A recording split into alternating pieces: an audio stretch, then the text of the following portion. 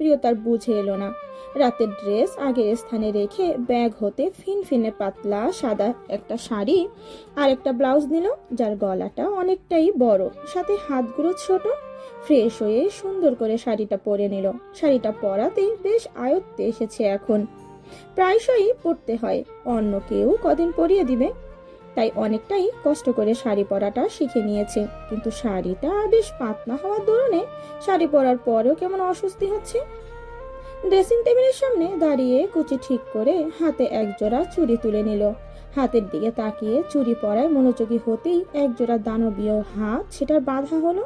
প্রিয়তার হাত থেকে চুড়িগুলো সাদনান নিজের হাতে নিল, আলতো হাতে বউকে চুড়িগুলো পরিয়ে দিল। প্রিয়তা চুপটি করে সাদনানের বুকের সঙ্গে লেপ্টে রইল। সাদনান চুরি পরা শেষে বউকে কোলে তুলে নিল। প্রিয়তা সাদনানের গলা জড়িয়ে ধরে বলে উঠল, আপনি রেগেছিলেন? একদম না, আমি জানতাম আমার জান আমার কথা রাখবে। সাদনান প্রিয়তাকে নিয়ে ব্যালকনিতে এলো, নিচে বসে বউকে কোলে বসালো। শক্ত খসখসে হাত প্রিয়তা শাড়ির ভাঁজ গলিয়ে পেটে রাখলো। প্রিয়তা শান্ত, কিন্তু ভেতরে ভেতরে ঝড় বইছে, যার সূত্রপাত এই সুদর্শন পুরুষের ছোঁয়ায় সৃষ্টি হচ্ছে। সাদনান এক দৃষ্টিতে প্রিয়তার মুখের দিকে তাকিয়ে আছে। আবছা আলোয় শরীরের ফিনফিনে শাড়ি, ব্লাউজের গলা বেশ বড়, যার ফলস্বরূপ আবেদনময়ী লাগছে। একবার গভীর হতে গভীর স্পর্শ দেওয়ার ইচ্ছে জাগে মনে। প্রিয়তার শরীর মৃদু কম্পন অনুভব করে, যা সাদনানকে বউর দিকে আরো আকৃষ্ট করে। কোমরে রাখা একটা হাত আস্তে আস্তে পেট হতে ঘাড়ে চলে আসে। প্রিয়তা সাদনানের ঘাড়ে নিজের হাত রেখে খামচে ধরে। সাদনান বউয়ের অধর কোণে বৃদ্ধাঙ্গুল ছুঁয়ে দিয়ে বলে উঠল, আই ওয়ান্ট আ কিস। সম্মতির অপেক্ষা করে না সাদনান, প্রিয়তার অধর আঁকড়ে ধরে কোলে তুলে ফের রুমে এনে বিছানায় শুইয়ে দেয়। বিশেষ মুহূর্তে প্রিয়তা অনাকাঙ্ক্ষিত এক আবদার জুড়ে বসলো। আমিও মাতৃত্বের স্বাদ গ্রহণ করতে চাই। হঠাৎ এরূপ আবদার এমন মুহূর্তে সাদনান থতমত খেলো। কানে যেন কথাটা ঝংকার তুলল। সবে তো 18 বছর চড়ে, তার ওপর শরীরের যা অবস্থা, কি করে সব সামলে উঠবে তার বউ? যদি কিছু হয়ে যায়। অধরে স্পর্শ করে প্রিয়তার ললাটে, জড়িয়ে ধরে বউকে, শান্ত কণ্ঠে ফিসফিস করে বলল, সেটা আল্লাহ চাইলে অবশ্যই, কিন্তু আই এম সো সরি জান, আমি তোমায় নিয়ে কোনো রিস্ক নিতে চাই না। প্রিয়তা হয়তো কিছু বলতে যাচ্ছিল, কিন্তু সাদনান সেটার সুযোগ দিল না। বউয়ের অধর আঁকড়ে ধরে পুরোপুরি নিজের আয়ত্তে নিয়ে হারিয়ে গেল ভালোবাসার অতসাগরে। 2 মিনিট টাইম, ফার্স্ট ব্যালকনিতে আসো। এমন একটা মেসেজ রিদির ফোনের স্ক্রিনে জল করছে। রিদির ঘুম, চোখ খুলতে পারছিল না, কিন্তু মেসেজ দেখার পর ঘুম উড়ে গেল। বিছানা ছেড়ে নেমে এগিয়ে গিয়ে ব্যালকনিতে দাঁড়াতেই রাস্তায় বড় একটা গাড়ি দেখা মিলল। গাড়ির ভেতর থেকে একজোড়া চোখ রিদিকে দেখছে, কিন্তু রিদি কিচ্ছু দেখতে পেল না। ফোন হাতে টাইপিং করলো, কোথায় আপনি? দেখি না কেন আমি? তুমি দেখতে হবে না, আমি তোমায় দেখছি। রিধির মেসেজ সেন্ড হওয়ার সাথে সাথে ওপাশ হতে রিপ্লাই এলো। এর পরপরই আরো একটা মেসেজ এলো। বাই দা ওয়ে, ওনা কোথায় তোমার? ভাগ্য ভালো কেউ নেই এখন। নেক্সট এমন না হয় জানি। যাও রুমে গিয়ে ঘুমিয়ে পড়ো। এটা স্টার্ট হওয়ার সাথে সাথে আবার ঘুমিয়ে পড়ার একটা বার্তা দিল।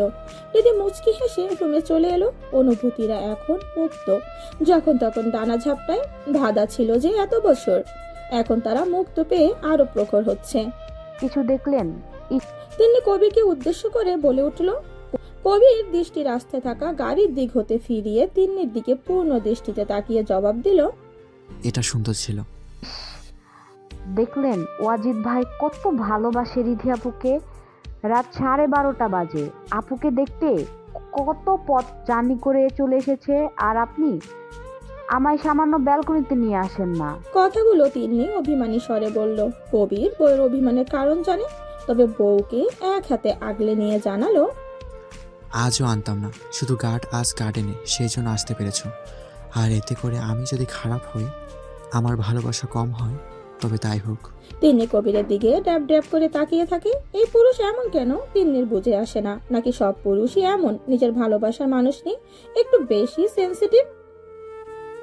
সকাল থেকে সাদনান প্রিয়তার দেখা পায়নি। রাগে ভেতর ভেতর ফুঁসছে। একবার নিচে তো একবার উপরে নিজের রুমে আসে। প্রিয়তা রান্নাঘর থেকে সবটাই অবলোকন করে। মানুষটা বাড়িতে খুব বেশি একটা থাকে না, সকালে বাড়ি থেকে বের হলে রাত 11টার আগে বাড়ি ফেরে না। কখনো তো আবার রাত 11টা, 1:30টাও বাজে। একটু সময় তো মানুষটাকে দেওয়া উচিত, কিন্তু আজ সেটা সম্ভব হচ্ছে না। বাড়ি ভর্তি মেহমান গিজ গিজ করছে, আর এত কাজের ভিড়ে রুমে গিয়ে বসে থাকাটাও শোভনীয় দেখায় না। আমার একটা কফি। সাদনান লিভিং রুমে থেকে হাত ছেড়ে কফি চায়। রাহানের মা শাড়ির আঁচলে হাত মুছতে মুছতে রান্নাঘর ছেড়ে বেরিয়ে এলো। আসার আগে অবশ্যই একজন কাজের লোককে কফি বানাতে বলে আসছে। তুই রুমে যা, আমি কাউকে দিয়ে পাঠাচ্ছি। রাহানের মা জানালো। সাদনান ঘাট দুলিয়ে চলে যাওয়ার জন্য পা বাড়িয়ে আবার কিছু মনে পড়তেই বলে উঠল, ও হ্যাঁ, একটু পর কিছু লোক আসবে, নিচে ঘরে নাস্তা দেওয়ার ব্যবস্থা করো মনি। রাহানের মা বলল, সে কি কথা, আজকের দিনও তুই কাজ কর। আমার দায়িত্ব অনেক বেশি মনি, আমি হাত পা গুটিয়ে কি করে বসে থাকি? তাছাড়া বাড়িতে তো আছি, ঘন্টাখানেক সময় শুধু ওনাদের দেব, বিকালে না অনুষ্ঠান শুরু হবে।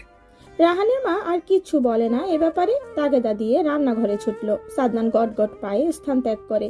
সাদনানের মা রান্নাঘরে ছিল না। তিনি রান্নাঘরে আসা মাত্র কাজের লোককে কফি হাতে দেখে সেকেন্ডের মতো সময় লাগলো। কফি যে নিজের ছেলের জন্য যাচ্ছে, তিনি চট করে কিছু ভাবলো। প্রিয়তাকে ডেকে বলল, কফিটা তুই দিয়ে আয়, আর তুমি আমার সাথে এসো। প্রিয়তার হাতে কফির ছোট্ট ট্রেটা দিয়ে সালেহা বেগম কাজের লোক দিয়ে আম্বিয়া মির্জার রুমের দিকে চলে গেল। প্রিয়তা মুখ গম্ভীর করে রাখলেও ভেতরে ভেতরে ভীষণ খুশি হলো।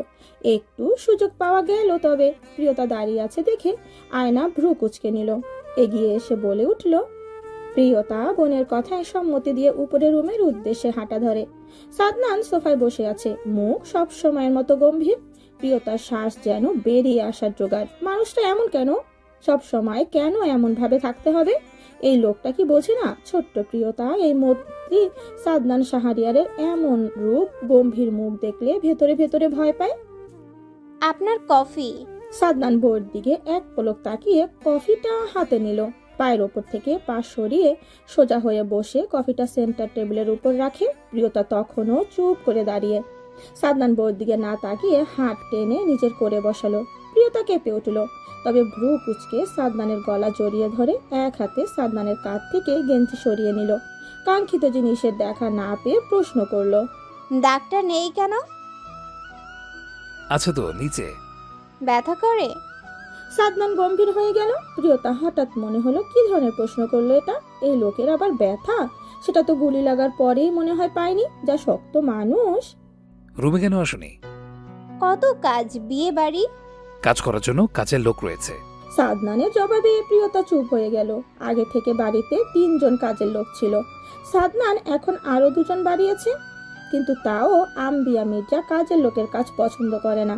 তাই তো রান্না আর কোনো অনুষ্ঠানের কাজ বেশিরভাগই বাড়ির মেয়ে বউদের করতে হয়। প্রিয়তা আগেও যখন এ বাড়িতে আসতো তখন বোনকে একটু অবসরে পেত না। এই জন্যই প্রিয়তা বিশেষ করে এই পরিবারের মানুষগুলোকে বেশি ভালো লাগতো না। কিন্তু ভাগ্য, প্রিয়তার ভাবনার মাঝেই সাদনান কফি মগ হাতে আগে বউয়ের দিকে এগিয়ে দিল। প্রিয়তা একবার চুমুক দিয়ে সেটা ফের সাদনানের হাতে দিয়ে উঠে যাওয়ার জন্য উদ্যত হতেই সাদনান প্রিয়তাকে টেনে ধরে। কফি রেখে শক্ত হাতে বউকে নিজের সাথে চেপে ধরে বলল, ছাড়তে ইচ্ছে করে না। নিচে যেতে হবে। আপনার না আবার কি কাজ আছে? প্রিয়তার কথা শেষ হওয়ার সঙ্গে সঙ্গে রুমের বাইর থেকে একজন কাজের লোক জানালো নিচে সাদনানের সাথে দেখা করতে লোকজন চলে এসেছে। সাদনান গম্ভীর কণ্ঠে জানালো, আপনি যান, আসছি আমি। তবে বউ সে ছাড়ে না। কাবাডে একটা ব্যাগ রাখা আছে, সন্ধ্যায় ওগুলো পড়ে নেবে। বলতে বলতে নিচের অধর বউয়ের অধরে আলতো করে ছুঁয়ে দিয়ে ছেড়ে দিল। প্রিয়তার মাথা নেড়ে বলল, আচ্ছা। সাদনান আর কিচ্ছু বলে না। কফি হাতে রুম হতে বেরিয়ে যায়। পেছনে পেছনে প্রিয়তাও আসে। এই এই তুই এদিকে কোথায় যাচ্ছিস? ঠ্যাং ভেঙে দেবো আর এক পা ওইদিকে বাড়ালে। রাহান হঠাৎ কোথা থেকে এসে কথাগুলো বলে উঠল।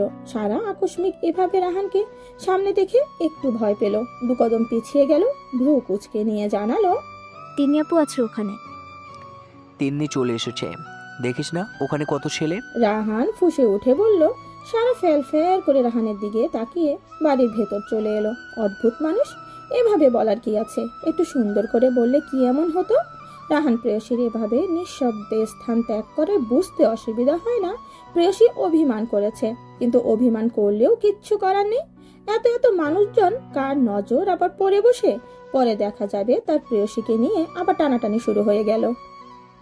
ওয়াসিফ দেওয়ান বেশ আয়োজন করে পুত্রবধূর জন্য হলুদের জিনিস সব পাঠিয়েছে। যদিও জাফর মির্জা নাতির হলুদ বিয়ের অনুষ্ঠান কোনোটাই কমতি রাখছে না, কিন্তু এসব কোনো ব্যাপার না। এসব কিছু স্বাভাবিক হলেও অস্বাভাবিক হচ্ছে হলুদের দিন জামাই নিজেও বউকে হলুদ দিতে এসছে। কিছু মানুষ আর চোখে তাকাচ্ছে, কেউ তো আবার ফিসফিস করছে, কিন্তু মির্জা বাড়ির কারোর এসবে মাথা ব্যথা নেই। যুগ পাল্টেছে, এটা তেমন কোনো আহামরি কোনো ব্যাপার না। ওয়াজিদ আসাতে আরো খুশি হলো সবাই। রিদির মা বাবা ভীষণ খুশি। মেয়ে জামাইকে মেয়ে প্রচুর ভালোবাসে, এটা নিঃসন্দেহে মানতে হবে। ওয়াজিদের জন্য রিধির পাশে বসার জায়গা করা হয়েছে। ওয়াজিদ বসে আছে, রিধিকে সবাই হলুদ দিচ্ছে। আপনি বুদ্ধি কি সব লজ্জার সাথে সাথে গিলে পানি দিয়ে খেয়ে ফেলেছেন?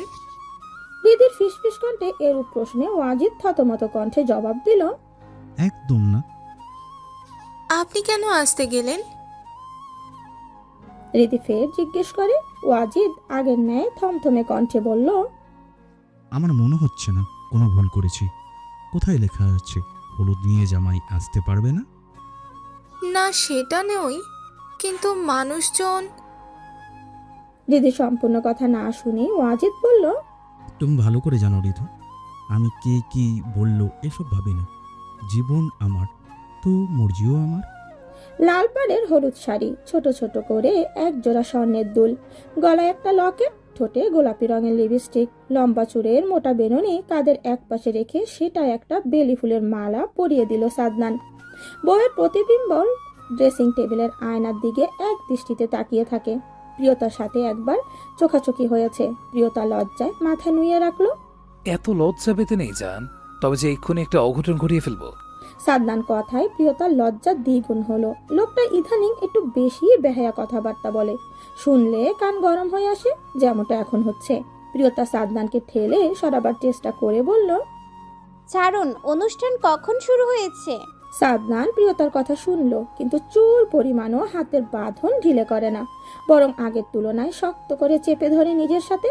ঘাড়ে নাক ঘষে অধরে স্পর্শ করে কাঁধে। প্রিয়তা কেঁপে ওঠে, শক্ত করে নিজের শাড়ি খামচে ধরতেই সাদনান বউকে নিজের দিকে ফিরিয়ে নিজের অধর বউয়ের অধরে চেপে ধরে, সময় গড়ায়। কিন্তু সাদনান বউকে ছাড়ার নাম নেই। প্রিয়তা প্রথমে রেসপন্স করলে মিনিট পেরোতেই শ্বাস আটকে আসে, ছোটাছুটি করে। সাদনান বউয়ের অবস্থা বেকতিক বুঝতে পেরে ছেড়ে দিয়ে বউকে নিজের বুকে আগলে নিয়ে জানালো, এখন এটুকুই থাক, বাকিটা রাতে হচ্ছে। কবির ফোন হাতে ব্যালকনি থেকে রুমে প্রবেশ করতেই তিন্নি উপরোক্ত প্রশ্নটা করে। কবির তিন্নির দিকে পূর্ণ দৃষ্টিতে তাকালো, গভীরভাবে মেয়েটাকে পর্যবেক্ষণ করলো। শাড়িতে চমৎকার দেখতে রাখছে রমণীকে। সন্ধ্যায় পরেছে শাড়ি, সেই জন্য কিছুটা অবিন্যস্ত, এলোমেলো। লম্বা চুলগুলো খোপা বেঁধেছিল, কিন্তু এখন সেটা পুরো এলোমেলো, কিছু চুল খোপা হতে মুক্ত পেয়েছে, যার ফলস্বরূপ সৌন্দর্য কয়েক গুণ যেন বৃদ্ধি পেয়েছে। কবিরের ঘোর লেগে গেল। কবির ধীরে ধীরে এগিয়ে এসে তিন্নিকে আগলে নিল। তিন্নির এলোমেলো অবাধ্য চুলগুলো কানের পিঠে গুজে দিতে দিতে বলল, কাল সকালে চলে আসবে। আজ নাকি মাত্র অফিস থেকে ফিরছে। তিন্নি নিজেকে ছাড়িয়ে নেওয়ার চেষ্টা করে বলল, কারণ রাত কটা বাজে দেখেছেন? ফ্রেশ হতে হবে। যাও, দ্রুত আসবে। কবির তিন্নিকে ছেড়ে দিয়ে আদেশের স্বরে বলল। তিনি দ্রুত পায়ে নিজের ড্রেস হাতে ওয়াশরুমে চলে গেল। মানুষটা ইদানিং বড্ড বেশি তিন্নিকে চোখে হারায়। কখন সেন্স নেই আপনার? রাত 3টা বাজে একটা মেয়ের রুমে চলে এলেন। সারা ফিসফিস করে বলে উঠল। রাহান দরজা বন্ধ করে এগিয়ে এলো, শক্ত হাতে খাপড়ে ধরে সারার বাহু। রাগে চোয়াল শক্ত হয়ে আসে, তবে কণ্ঠ শান্ত, গম্ভীর কণ্ঠে বলে, থাপড়ে তোর সেন্স আমি এনে দিব। প্রিয়া তো ফাজলামি করিস আমার সাথে, তোর ঢং আমি বের করে দিব, ওয়েট কর। সারার চোখের কোঠায় জল জমে, লাইটের আলোয় চিকচিক করে সেই জল। রাহানের বুকের ভেতর ধক করে ওঠে। এই মেয়ে এমন কেন? একটুকুতেই কেন এত অভিমান করে?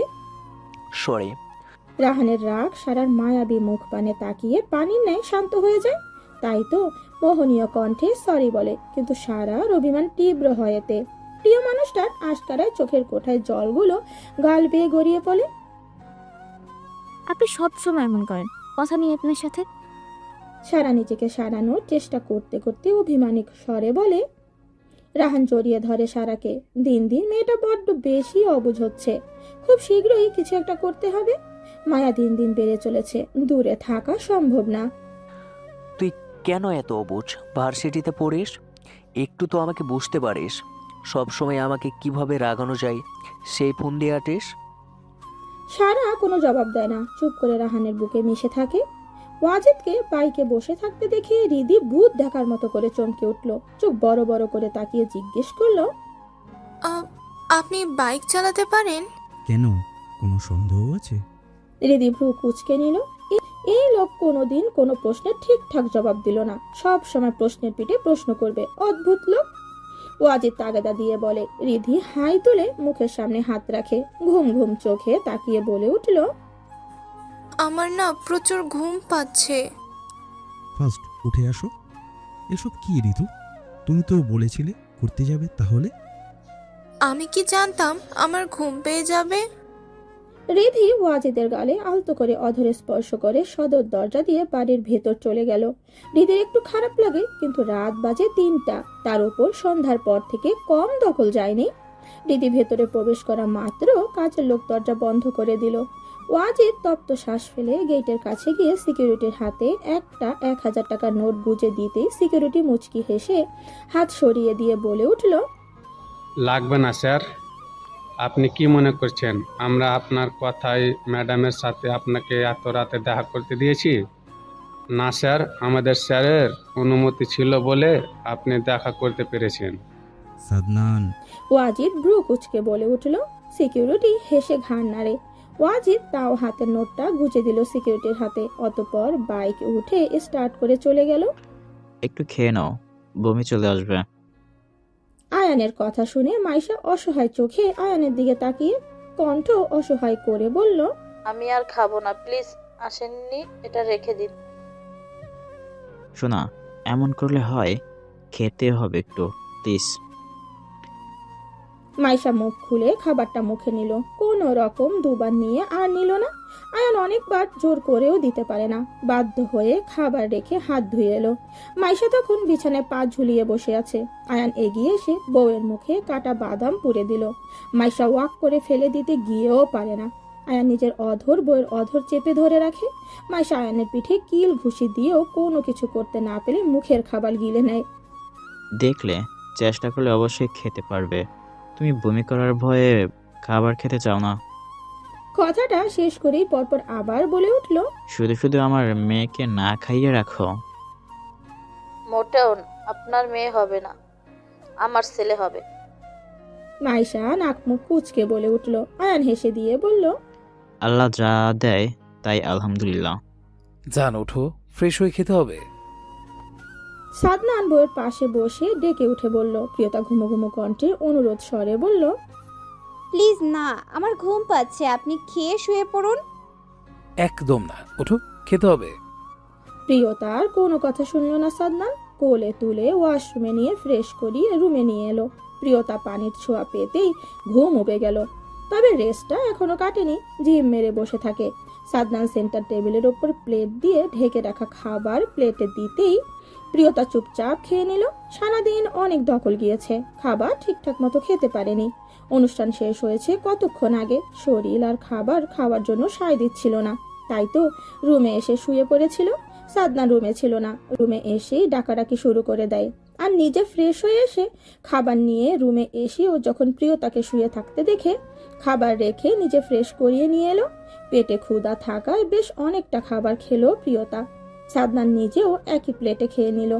এটো প্লেট রেখে হাত ধুয়ে লাইট অফ করে বিছানায় বউয়ের পাশে শোয়া মাত্র প্রিয়তা সাদনানের লাল রঙের টি শার্টের বোতাম একটা একটা করে দুটো বোতাম খোলা মাত্রই সাদনান প্রিয়তাকে বুকের ওপর থেকে নিচে ফেলে দিল। ঘাড়ে মুখ গুজে গলায় কামড় বসালো। প্রিয়তা আর্তনাদ করতে সাদনান সরে গেল। প্রিয়তার উপর থেকে প্রিয়তা ফের টেনে ধরে সাদনানকে। সাদনান ভ্রু কুঁচকাল, কিছুটা গম্ভীর কণ্ঠে বলে উঠল, এতক্ষণ ঘুমিয়ে যাচ্ছিলে, এখন আবার আদর চাই।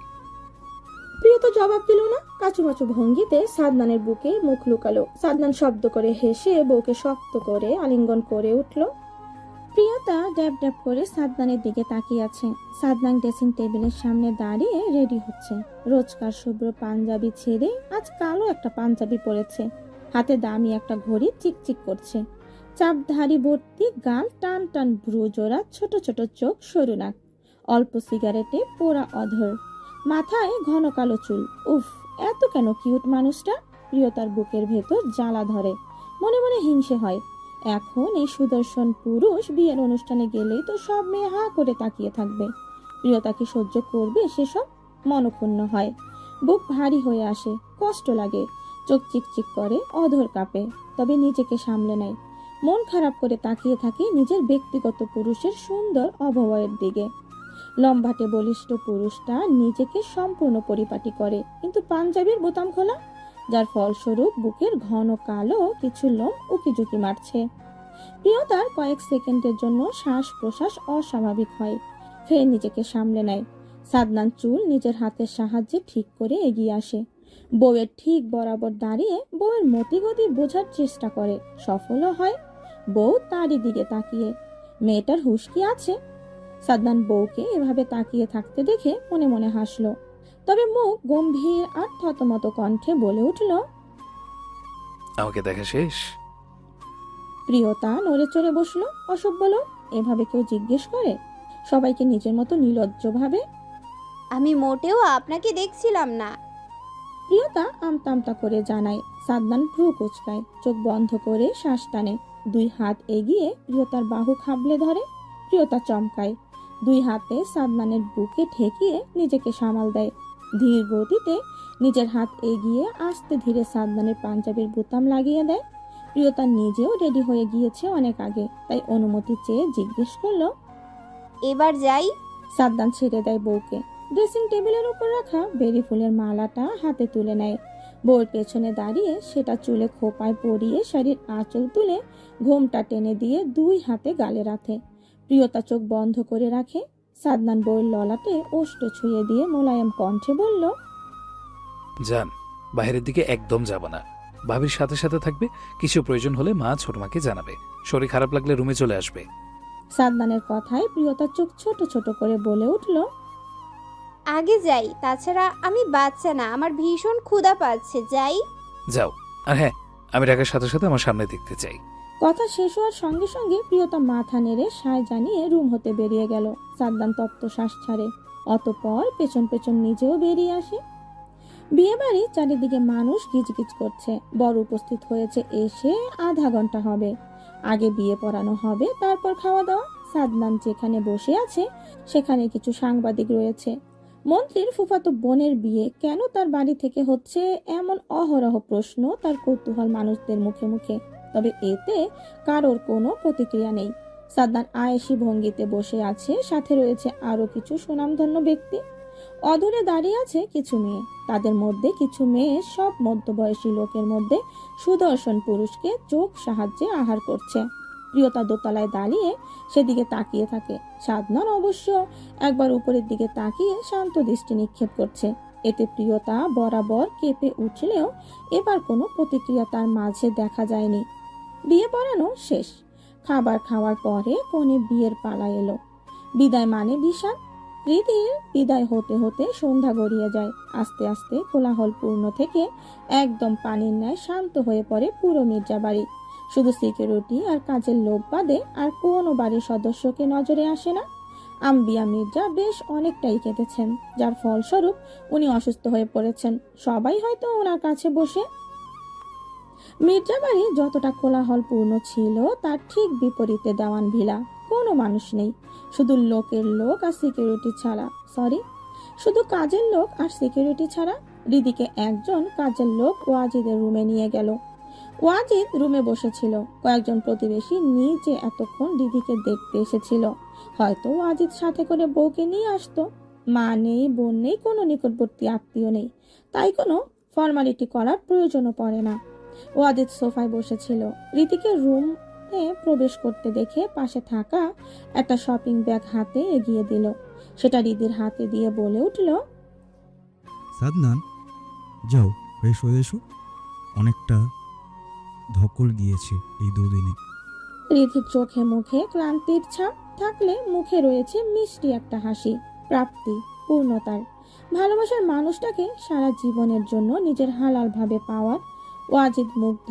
বরাবরই সে রিধিকে দেখে মুগ্ধ হয়, তবে তৃষ্ণা মেটে না। ক্লান্তির সমাপ্তি ঘটলেও বুকের ভেতর মরুভূমি ন্যায় খা খা করতে থাকে বুকের তৃষ্ণা। এই রমণীকে মরার আগ পর্যন্ত হয়তো দেখার তৃষ্ণা মিটবে না। যা দ্রুত অপেক্ষা করছি। ওয়াজিদ মৃদু কণ্ঠে জানালো। রিদি মাথা নেড়ে ওয়াশরুমে চলে গেল। বিছানায় রং বেরঙের ফুল দিয়ে সাজিয়েছে ওয়াজিদের কিছু বন্ধু। এর জন্য অবশ্য হারামি বন্ধু মহল মোটা অঙ্কের একটা টাকার অংশ নিয়েছে। ওয়াজিদ তাকিয়ে রইল। রিদির ফুলে অ্যালার্জি রয়েছে, যদিও রিদি ফুল অনেক পছন্দ করে, কিন্তু ওয়াজিদ চাইছে না আজ এমন একটা দিনে রিদির কোনো রকম সমস্যার মধ্যে পড়ে। ঝটফট ফুলের সাথে বিছানার চাদর সহ তুলে বিনে রেখে দিল। অতঃপর ছাদের সাথে বিছানায় লম্বা করে টানানো ফুলগুলো খুলে সব বিনে রাখে। রিধি ওয়াশরুম থেকে বের হয়ে এসে ওয়াজিদকে এসব করতে দেখে বিস্ময় নিয়ে জিজ্ঞেস করলো, আপনি সব ফুল কেন তুলে নিয়েছেন? আল্লাহ! তোমার অ্যালার্জি আছে? ওয়াজিদের শান্ত কণ্ঠ। রিদি শাড়ি আর দোপাট্টা হাতে নিয়ে এগিয়ে এলো। বিছানায় ফেলে মুখে হাত দিয়ে আগের ন্যায় কণ্ঠে বলল, আপনার অ্যালার্জির জন্য। ফুল ছাড়া বাসর হয় না নাকি ভালোবাসার কমতি হয়? ওয়াজিদের থমথমে কণ্ঠ শুনে রিদি নিজেও থতমত খেলো। কিছু বলার জন্য মুখ খুলবে তার আগেই ওয়াজিদ বলল, এসো খাবার খেয়ে নাও, ঠান্ডা হয়ে যাচ্ছে। ওয়াজিদ গিয়ে সোফায় বসে পড়ে। রিদের খাবারের দিকে তাকিয়ে পরিবারের কথা মনে পড়ে গেল, বিশেষ করে নিজের ভাইয়ের কথা। মন খারাপ হয়, তবে পেটে ক্ষুধা থাকায় কিছু বলে না। সেই দুপুরে বড় মামি কয়েক লোকমা খাবার খাইয়ে দিয়েছিল, তখন রিধি খেতে পারেনি। তাই আর কথা না বাড়িয়ে ওয়াজিদের পাশে বসে ওয়াজিদ খাবার মেখে রিদিকে খাইয়ে দেয়, সাথে নিজেও খেয়ে নেয়। খাওয়া শেষে ঠিক তখনই ওয়াজিদের ফোন বেজে ওঠে। রাহান কল করেছে। ওয়াজিদ ভালো মন্দ জিজ্ঞেস করে রিদির কাছে দিয়ে দেয়। রিদি অনেক সময় নিয়ে সবার সাথে কথা বলে। ব্যালকনি হতে রুমে এলো। ওয়াজিদ তখন ল্যাপটপ নিয়ে বসে আছে। রিদি এগিয়ে গিয়ে পাশে বসলো। ওয়াজিদ মৃদু হেসে জিজ্ঞেস করলো, কথা শেষ? রিদি ঘাড় নাড়ে। ওয়াজিদ আবার বলল, লাইট অফ করে শুয়ে পড়ো, সারাদিন অনেক ধকল গিয়েছে। ঘুমিয়ে পড়বো? রিদি সাথে সাথে বলে উঠল। ওয়াজিদ ভ্রু কুচকে তাকায়। রিদি থতমত খায়। কথার ভাঁজে বেফাস কথা মুখ ফসকে চলে এসেছে। বুঝতে পেরে মনে মনে জিহ্বা কাটে, তবে মুখে জোর করে হাসি টেনে আমতা আমতা করে বলল, না মানে সারাদিন অনেক দকল গিয়েছে, যাই ঘুমিয়ে পড়ি। বাট আফসোস শোনা, সেটা এখন হচ্ছে না। ওয়াজিদ ল্যাপটপ পাশের টেবিলের ওপর রেখে রিদিকে টেনে দুই হাত রিদির কোমরে পেঁচিয়ে বলে ওঠে। রিদি চমকায়, বিস্ফোরিত নয়নে তাকায় ওয়াজিদের মুখের দিকে। এক অদ্ভুত নেশা চোখে লেগে আছে। রিদি সঙ্গে সঙ্গে চোখ নামিয়ে নেয়। ওয়াজিদ বাঁ হাতে বেডের সাইডে থাকা সুইচ টিপে লাইট অফ করে রিদির গলায় মুখ গুজে দিল। রিদি কেঁপে উঠল। শক্ত করে ওয়াজিদের চুল খামচে ধরতেই ওয়াজিদ নেশাতুল কণ্ঠে বলে উঠল, এত ফাস্ট? ধীরে যান, আমি ফাস্ট হলে তুমি আমাকে সামলাতে পারবে তো? ছোট্ট একটা বার্তা। রিদির এতক্ষণ মন খারাপ ছিল। সকালে ঘুম থেকে উঠেই ওয়াজিদের একটা কল আসায় বাড়ি থেকে বেরিয়ে গিয়েছে। দেশে আসার পর একটা হসপিটালে জয়েন করেছে ওয়াজিদ। যদিও সে একেবারেই চলে আসেনি, তবে যতদিন দেশে আছে ততদিনে সেটাই ডিউটি করবে। হসপিটালের মালিক ওয়াজিদের এক বন্ধুর বাবা, আর সেই ওয়াজিদকে সময় দেওয়ার জন্য আবদার করেছে। রিদি ওয়াজিদকে ফিরতি কিছু বার্তা পাঠিয়ে ফ্রেশ হয়ে ওয়াশরুমের দিকে পা বাড়ালো। বাবা অসুস্থ, দুদিন থাকি। অনেকটা সাহস সঞ্চয় করে আবদারটা করেই ফেলল প্রিয়তা। ওপাশে নিশ্চুপ সাদনান, প্রিয়তার চাতক পাখির ন্যায় অপেক্ষারত। অনুমতি কি দিবে মন্ত্রী সাহেব? প্রিয়তার অপেক্ষার অবসান ঘটিয়ে সাদনান গুরু গম্ভীর কণ্ঠে বলল, তুমি এখন যাও, এ ব্যাপারে আমি পরে কথা বলছি। আহ, কি রাশবাড়ি কণ্ঠস্বর! এই কথার পিঠে কি বলবে প্রিয়তা? কোনো শব্দ চয়ন যে তার মস্তিষ্ক তৈরি করতে পারছে না। তাই তো নিঃশব্দে ফোন কেটে দিল। সাদনান ফোনের ওপাশে কোনো সারা শব্দ না পেয়ে ফোন কানে হতে সরিয়ে সামনে আনলো। লাইন কেটে দিয়েছে প্রিয়তা। তপ্ত শ্বাস ছাড়ে সাদনান। আজ 2 দিন হয় শফিক সওদাগর একটু অসুস্থ। মূলত বিয়ে বাড়ি থেকে যাওয়ার পর কিছুটা অসুস্থ বোধ করছিল। আয়না দেখতে গেলেও প্রিয়তাকে সাদনান যেতে দেয়নি। বলেছে সময় করে সে নিয়ে যাবে, কিন্তু এখনো আজ 2 দিন পেরিয়ে গেল সাদনান নিয়ে যেতে পারেনি। এর মধ্যে শফিক সওদাগর নিজের আদরের ছোট মেয়েকে দেখার জন্য বারংবার বলে যাচ্ছে।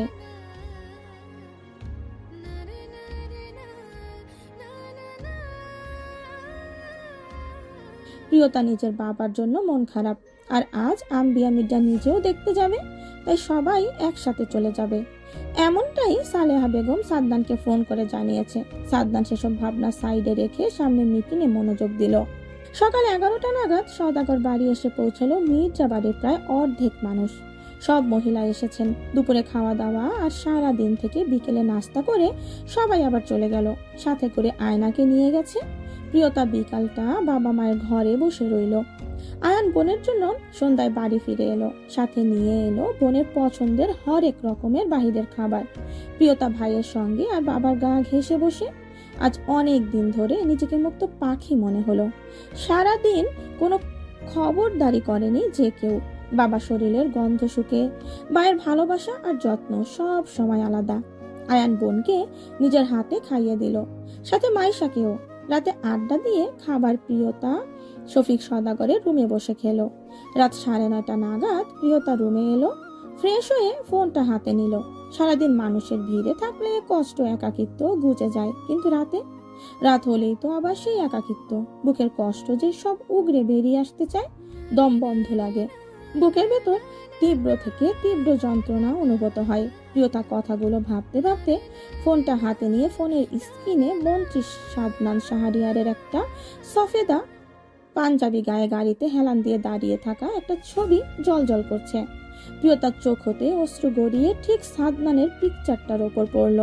প্রিয়তা কাঁপা কাঁপা ডান হাতটা তুলে সাদনানের ছবিটার ওপর হতে জলের ফোঁটাটা মুছতে মুছতে বিড় করে বলে উঠল, আপনি এতটা কেন পাষাণ প্রিয় পুরুষ? আপনার সাথে থাকা যে দিন দিন বন্দি পাখির ন্যায় হয়ে যাচ্ছে। ভালোবাসার মানুষটার সাথে থাকা মানে তো স্বাধীনতা, কিন্তু আপনি তো আমার সব স্বাধীনতা বেড়াজালে বন্দি করে দিয়েছেন। প্রিয়তার বকবক করার মাঝে একটা নোটিফিকেশন এলো। প্রিয়তা হোয়াটসঅ্যাপে গিয়ে নোটিফিকেশন ওপেন করতেই নজরে এলো, আমি গাড়িতে অপেক্ষা করছি, আয়নকে বলে দিচ্ছি চলে এসো। প্রিয়তা চোখ বন্ধ করে নিল। পরপরই দ্রুত হাতে কিছুটা টাইপ করে সেন্ড করে দিয়ে নেট অফ করে বিছানায় শুয়ে পড়ল। মিনিট 5-এর মধ্যেই শরীরে ঠান্ডা হাতের শীতল স্পর্শ পেয়ে প্রিয়তা চমকালো। চোখ বড় বড় করে শোয়া থেকে উঠে বসতেই প্রথমে দরজার দিকে নজর দিল। দরজা বন্ধ করেনি সে, কিন্তু দরজা এখন বন্ধ আছে। প্রিয়তা আবার সামনে তাকালো। ড্রিম লাইটের কমলা রঙের আবছা আলোয় শুভ্র পাঞ্জাবি পরিহিত বলিষ্ঠ পুরুষ সাদনান শাহরিয়ারকে দেখতে দানবের চেয়ে কম কিছু লাগছে না। প্রিয়তা আস্তে করে একবার ফাঁকা ঢোক দিলে পানি খেলো। পরপরই নিজের বাহুতে শক্ত হাতের খাবলা অনুভব করলো। সাদনান কিছুটা টেনে দাঁড় করালো বউকে। চোয়াল শক্ত করে গম্ভীর কণ্ঠে শুধালো, একটু আগে কি বললে? আর যাবা না তুমি আমার সাথে? প্রিয়তা চোখ বন্ধ করে খিচে দাঁড়িয়ে রইল, কোনো জবাব দিল না। সাদনানের রাগ যেন এবার তর করে বেড়ে গেল। মেয়েটার সাহস ইদানিং বেড়েছে। কি বলল ও একটু আগে? সাদনান কথাটা ভেবেই আরো রাগ বাড়ে, দিক বেদিক শূন্য হয়ে পড়ে। ভুলে গেল ভালোবাসার মানুষটার কষ্টের কথা। এক হাতে প্রিয়তার মুখ চেপে ধরে। প্রিয়তা অবাক হয়। ব্যথার চোটে চোখের কোঠায় জল চিকচিক করে। কিছু বলার জন্য খুঁজে পেল না। বিয়ের 1 বছর হতে চলল, কখনো এমন ব্যবহার করেনি সাদনান, তাই ব্যথার চেয়ে বিস্ময়টা বেশি। প্রিয়তার ভাবনার মাঝেই সাদনান হিসিয়ে বলে উঠল, এই উত্তর কেন দিচ্ছিস না তুই? আরেকবার বল, কি যেন বলছিলি? প্রিয়তার 2 হাত সাদনানের হাতের উপর রেখে সরানোর বিফল চেষ্টা করতে করতে কাপা কাপা অধর জোড়া নেড়ে বলল, আমার লাগছে। সাদনানের কি হলো? হুশকি এলো। নিজের কলিজায় আঘাত করে কি সে ব্যথা পায়নি? হয়তো পেয়েছে, তাই তড়িৎ গতিতে বউয়ের চোয়া ছেড়ে দিল। শক্ত করে বুকে চেপে ধরতে প্রিয়তার গলা দিয়ে ঘুমানোর শব্দ হলো। চোখের জল সাদনানের পাঞ্জাবি ভেদ করে বুকে স্পর্শ করতেই সাদনান বউয়ের মাথার তালুতে চুলের ভাঁজে নিজের অধর বার কয়েক ছোঁয়ালো। মুখে কিছু বলল না। প্রিয়তা ছোটাছুটি করলো, তবে বিশেষ কোনো লাভ হলো না। সাদনান শক্ত করে জড়িয়ে ধরে কিছু বলার জন্য মুখ খোলার আগেই প্রিয়তা কান্না করতে করতে বলতে লাগলো, আমার স্বাভাবিক জীবন চাই বলেছিলাম আমি। আপনি আপনি জানতেন আমি কেমন। সেদিন এত এত মানুষের মধ্যে কতটা খারাপ পরিস্থিতির মধ্যে ছিলাম আমি। চারিদিকে মানুষ, ক্যামেরা, প্রশ্ন, অস্বস্তি হয় এসব আমার। আপনার সাথে কোথাও যাওয়া যায় না, আমি একা যেতে পারি না। সব সময় সাথে মানুষ নিয়ে চলাফেরা করতে হয়, অসহ্য লাগে আমার এসব। সাধারণ মানুষ আমি, সাধারণভাবে থাকতে কমফোর্টেবল ফিল করি। এত সবে আমার দম বন্ধ লাগে। আপনার এত কড়াকড়ি নিয়ম আমার একদম ভালো লাগে না। এদিকে যাবা না, ওদিকে ওটা করবা না, এভাবে থাকবে না, এটা খাবা না, ওটা খাবা না, এটা ধরবে না, ওটা পরবে না, বিরক্ত লাগে সব কিছু। সাদনান যেন স্তব্ধ। এত এত অভিযোগ বউয়ের। সত্যি কি সে ভালোবাসার নাম করে ভালোবাসার মানুষটার সব স্বাধীনতা ছিনিয়ে নিয়েছে নিজের অজান্তেই? কতটা বয়স তার উপর থেকেছে তো সব সময় বাবা আর ভাইয়ের ছায়াতলে। এসবের ছোঁয়া যে কোনোভাবে ছুঁয়ে যায়নি মেয়েটাকে। আই এম সো সরি জান। কি মধুর কণ্ঠ! কি করে রেগে থাকবো প্রিয়তা? মানুষটাকে না চাইতেও নিজের থেকে বেশি ভালোবেসে ফেলেছে। রাত তখন 1:30। সাদনান তখনও বউকে বুকে আগলে বসে আছে। রাগ নাকি অভিমান কোনটা বউয়ের মনে সাদনান জানে না, তবে বউ এখন কিছুটা স্বাভাবিক হয়েছে বোঝা যাচ্ছে। সাদনান বউয়ের হাতের উল্টো পিঠে চুমু খেয়ে জিজ্ঞেস করলো, ঘুমাবে না জান? আপনি খাবার খাবেন না? প্রিয়তা মিনমিন করে জিজ্ঞেস করে। তখন হঠাৎ করে কি করে এত সাহস এসেছিল মনে প্রিয়তা জানে না। কতগুলো কথাই না মানুষটাকে আজ শোনালো। ইস, এখন লজ্জায় মানুষটার বুকে মুখ লুকিয়ে বসে আছে। ভাবা যায় সাদনান বউয়ের মুড যে স্বাভাবিক হয়েছে একদম শিওর হয়ে গেল। মুখ গম্ভীর, কণ্ঠ থমথমে এনে বলল, এখানে এসছি রাত 11টায়, এখন 1:30 বাজে। তোমার এত সময় পর আমার খাবারের কথা মনে পড়লো? বাই দ্য ওয়ে, আমি খাবার খেয়ে এসেছি। প্রিয়তা মনে মনে নিজেকে ইচ্ছে মতো গালাগাল করলো। সারাদিন মানুষটা নিশ্চয়ই এক জায়গায় বসেছিল না, এখানে সেখানে ঘোরাঘুরি করে এত রাতে এসেছে। আর ও এখন নিজের ওপর রাগ লাগলো, তবে মুখে বলল, আচ্ছা ফ্রেশ হয়ে আসুন। সাদনান তাই করে গায়ের পাঞ্জাবি খুলে নেয়। উদম হওয়া মাত্র প্রিয়তার মনে পড়লো মন্ত্রী মশাই এখন পড়বেটা কি। তড়িঘড়ি করে ঘর ছেড়ে বেরিয়ে গেল। বাহিরে বারান্দা থেকে গিয়ে আয়ানের একটা ট্রাউজার আর টি শার্ট নিল।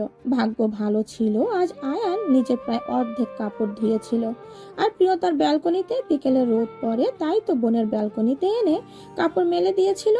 প্রিয়তা মনে মনে ভাইকে হাজারটা ধন্যবাদ দিতে বলে না। রুমে এসে দেখলো সাদনান ফ্রেশ হয়ে চলে এসেছে।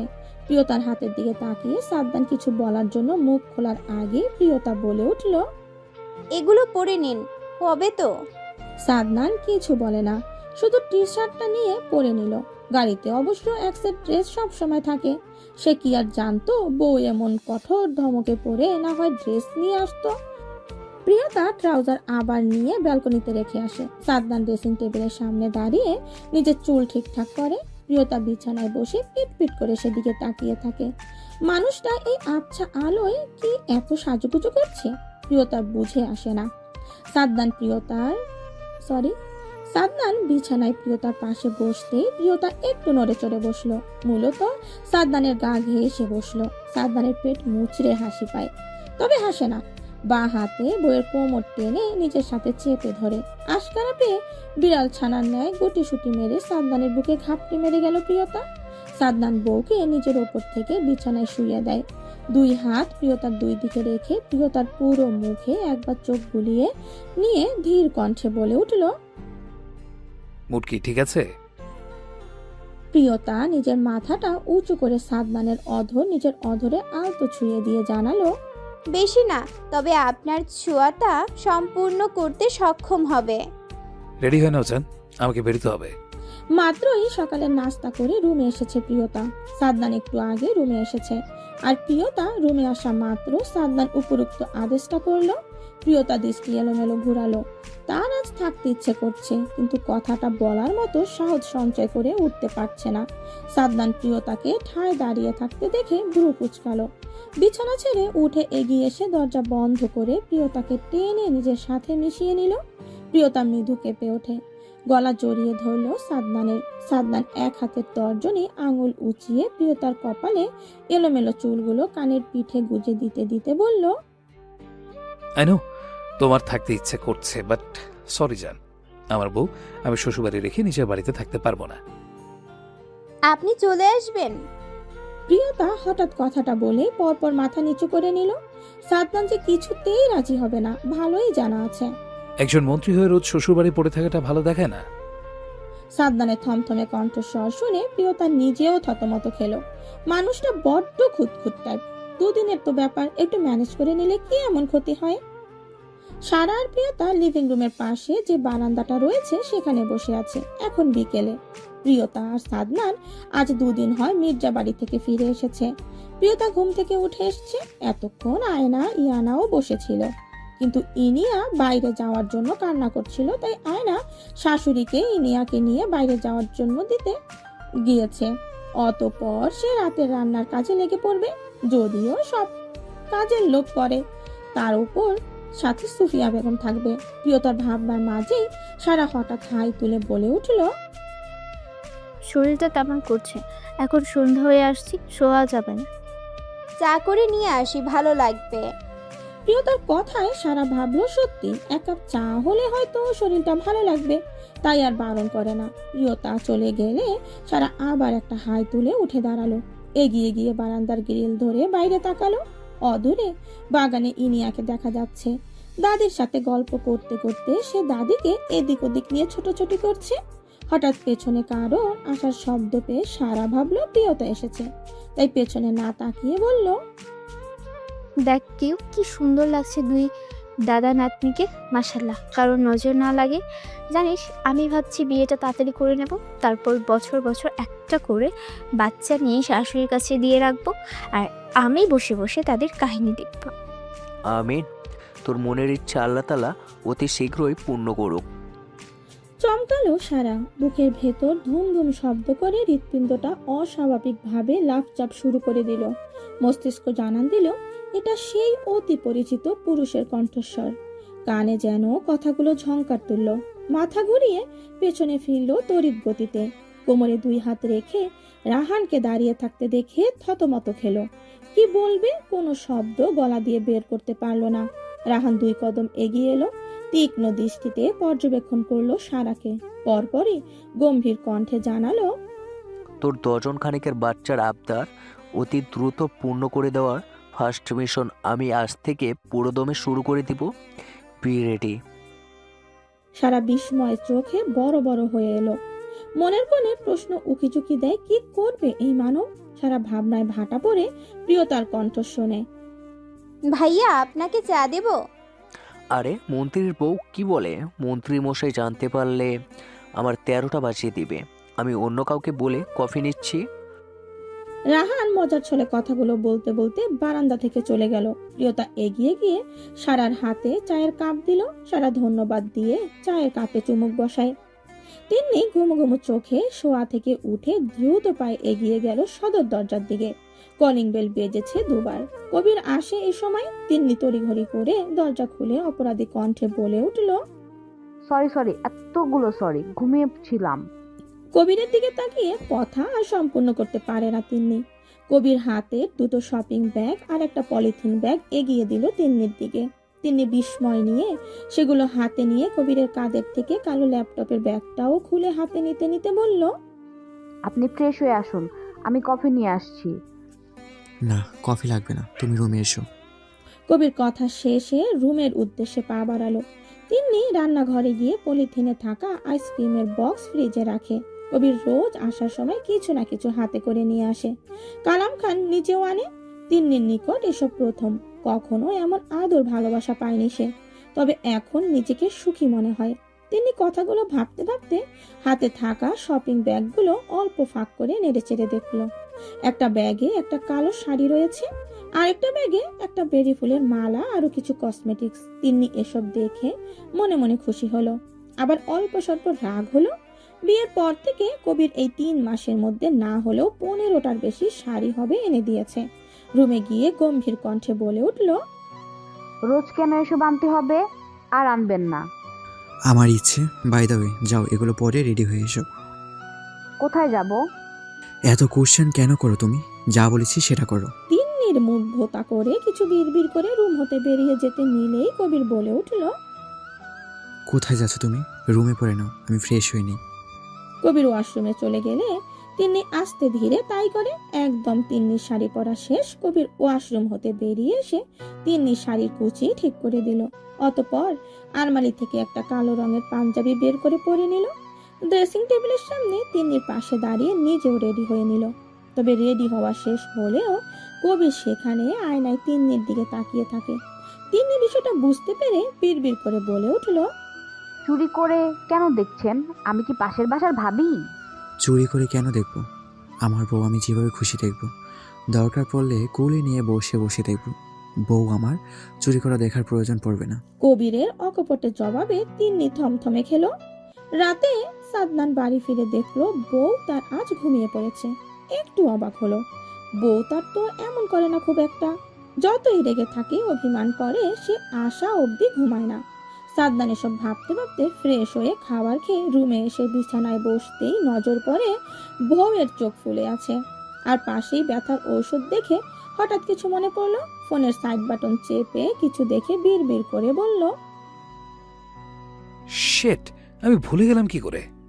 রুমে থাকা ফ্লাক্স থেকে হট ব্যাগে পানি নিল। বিছানায় এসে বউর পাশে বসে প্রিয়তাকে সোজা করে শুইয়ে দিল। প্রিয়তা নড়ে চড়ে অল্প চোখ খুলে সাদনানের দিকে নিভু নিভু চোখে তাকিয়ে মৃদু কণ্ঠে জিজ্ঞেস করলো, কখন এসেছেন? খাবার খেয়েছেন? আমাকে বলনি কেন? কখন থেকে হচ্ছে এমন? সাদনান প্রিয়তার প্রশ্ন সম্পূর্ণ অগ্রাহ্য করে নিজে প্রশ্ন করলো। ততক্ষণে প্রিয়তার জামা সরিয়ে তলপেটে হট ব্যাগ ধরেছে। প্রিয়তা গরম ছোঁয়া পেয়ে চোখ বন্ধ করে নেয়। পরপরই চোখ খুলে বলল, অতটা গুরুতর নয় বিষয়টা, সবার হয়, স্বাভাবিক ব্যাপার। প্রতিবারই এতটা কেন বিচলিত হন আপনি? সাদনান কোনো জবাব দিল না। বোর পেটে হট ব্যাগ ধরে বসে থাকে অনেকটা সময় নিয়ে। প্রিয়তা এটা সেটা বলছে, সাদনান হু হ্যাঁ করে শুধু সঙ্গ দিচ্ছে।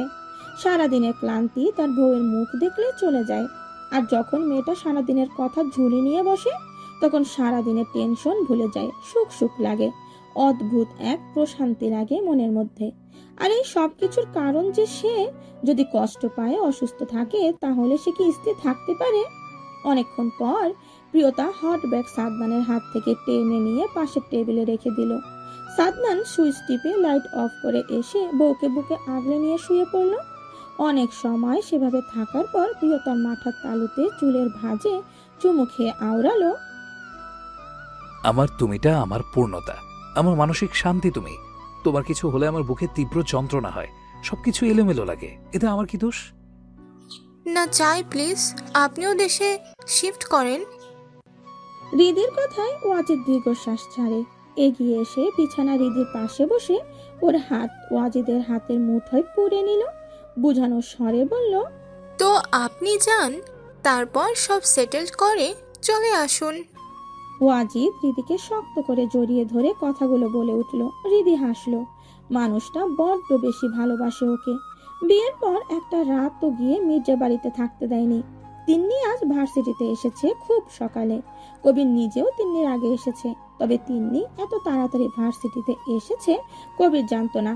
তাকে খবরটা বাড়ি থেকে জানিয়েছে কাজের লোক, সাথে এটাও জানিয়েছে তিন্নি সকালে কোনো খাবার খায়নি। তখন থেকে কবিরের মেজাজ তুঙ্গে।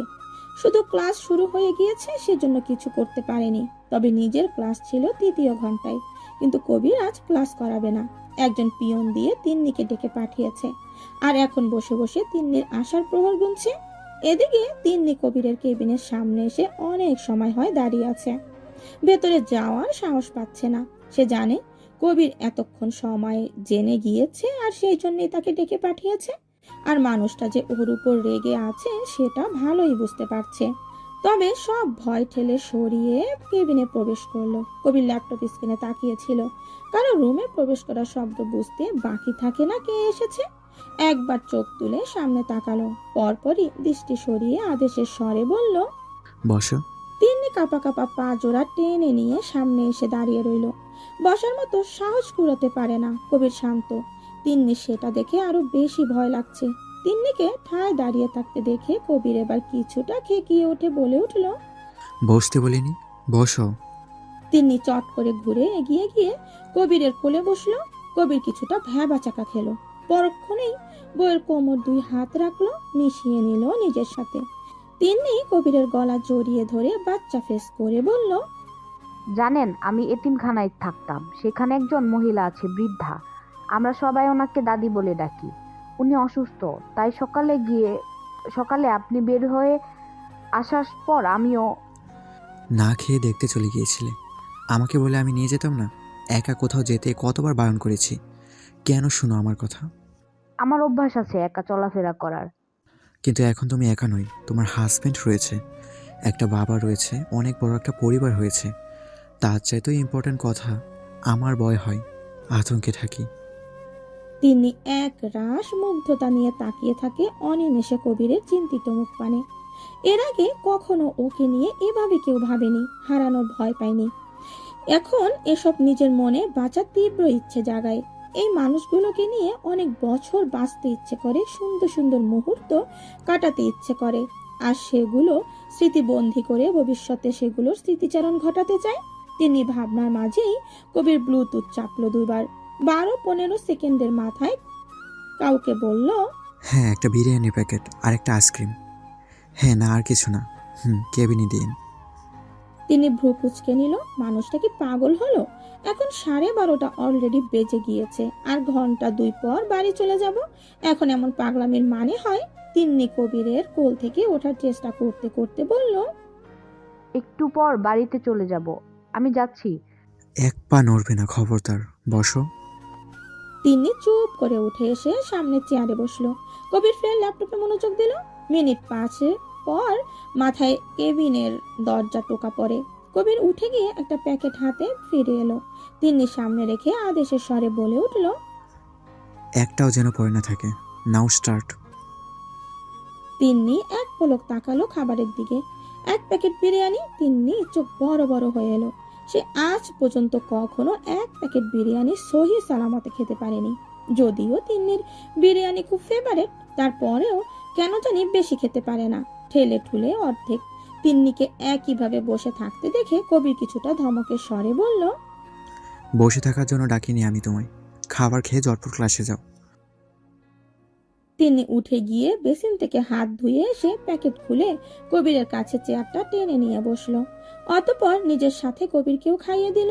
কবির প্রথমে ধমক দিল, পরে বউয়ের টলমল চোখের দিকে তাকিয়ে মায়া হয়, তাই কিছু না বলে খেয়ে নিল। সাদনান গাড়িতে বসে আছে। এখন দুপুর। মূলত বউ আর বোনকে নিয়ে ভার্সিটির পাশে অপেক্ষা করছে। পাশে রাহান বসে আছে। সাদনান ফোনের স্ক্রিনে তাকিয়ে আছে। রাহান তখন বলল, বলছিলাম বাবার সাথে কি কথা বলবো? এত তারা কিসের? আস্তে ধীরে হোক না। যা শালা, তুই তাহলে জানিস না তোর বাপের মতিগতি আমার ঠিক লাগছে না। কেন? আমাদের নেক্সট ডিলটা যেই কোম্পানির সাথে হওয়ার কথা, ওই কোম্পানির মালিকের ছেলে বিদেশ রয়েছে। লেখাপড়া শেষ হয়তো খুব তাড়াতাড়ি দেশে চলে আসবে। এতে তোর কি সমস্যা? তোর বাপের মনে অন্য কিছু চলছে। দেখলি না সেদিন ওই বেটাকে বাড়িতে ডেকে কত আদর আপ্যায়ন করলো। সাদনান এবার একটু ভাবুক হলো। সত্যি সেদিন একজন বাড়িতে এসেছিল, তার বাবা আজম মির্জা। সে কি এলাহি আয়োজন করে লোকটাকে আমন্ত্রণ জানালো? তবে সে বিষয়টা তেমন পাত্তা দেয়নি, কিন্তু এখন মনে হচ্ছে পাত্তা দেওয়া প্রয়োজন। সাদনান কিছু বলবে তার আগেই সারা আর প্রিয়তা চলে এলো, তাই আর কেউ এ ব্যাপারে কিচ্ছু বলল না। মির্জাবাড়ির সবাই রাতের খাবার খেতে বসেছে। আজ সবাই একসাথে হয়েছে অনেকদিন পর। খাবার শেষে লিভিং রুমে বৈঠক বসলো। অনেকক্ষণ গল্প গুজব করলো। রাত বেশি হচ্ছে বিধায় জাফর মির্জা, আম্বিয়া মির্জা কক্ষে চলে এলো। সারা, রাহাত, আয়না, প্রিয়তা ওরাও যে যার রুমে চলে গেল। রাহান, সাদনান, আজম মির্জা, সুফিয়া বেগম, সালেহা বেগম, মফিজুল মির্জা, রোজিনা বেগম শুধু বসে রইল। সাদনান বাবা আর চাচার ব্যবসায় কিছু গুরুত্বপূর্ণ কথা বলছে, সেসব শুনছে। এক পর্যায়ে আজম মির্জা ছেলেকে উদ্দেশ্য করে বলে উঠল, তোমার সাথে একটা বিষয়ে আলোচনা করব করে আর করা হচ্ছে না। এখন বলো, শুনছি। সাদনান গম্ভীর কণ্ঠে বলল। আজম মির্জা একটু নড়ে চড়ে বসলো, সবার দিকে একবার তাকিয়ে বলল, মানে বলছিলাম কি, বিশিষ্ট শিল্পপতি কাদের শেখ, ওনার সাথে একটা ডিল নিয়ে কথাবার্তা চলছে। ডিলটা আমাদের কোম্পানি পেলে ভীষণ ভালো হবে, না পেলে তেমন কোনো লোকসান হবে না। পেন্ডিং আছে এটা। এখন কোনোভাবে ওনার সাথে আমাদের সম্পর্কটা মজবুত করা যায় তাহলে ডিল কনফার্ম। এর জন্য কি করতে হবে? সাদনান কোনো ভনিতা ছাড়া জিজ্ঞেস করলো। আজম মির্জা এই পর্যায়ে এসে একটু ভীত হলেন, আমতা করে জানালো, সেদিন বাড়ি এলো না, তখন সারাকে দেখেছে।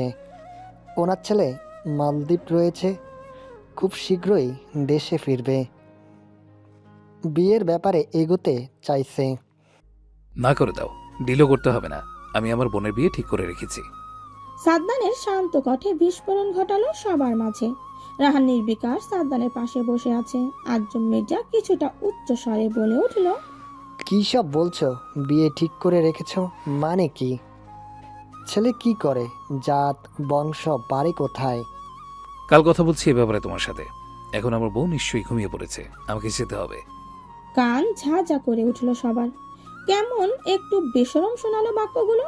সাদনান সেসব উপেক্ষা করে বসা ছেড়ে উঠে দাঁড়ালো, গেঞ্জি টেনে টুনে ঠিক করে উপরে নিজের রুমে চলে এলো। প্রিয়তা বিছানায় শুয়ে আছে, হাতে ফোন। সাদনানের যা দেখে মেজাজ খারাপ হলো। বউ কেন রাতে ফোন নিয়ে শুয়ে থাকবে? জামাই আছে, জামাইকে সময় দিবে। এগিয়ে গেল, প্রিয়তার হাত থেকে ফোন টেনে নিয়ে দূরে সোফায় ছুঁড়ে ফেললো। প্রিয়তা আকস্মিক ঘটনায় ভোরকে গিয়ে শোয়া থেকে উঠে বসে গেল।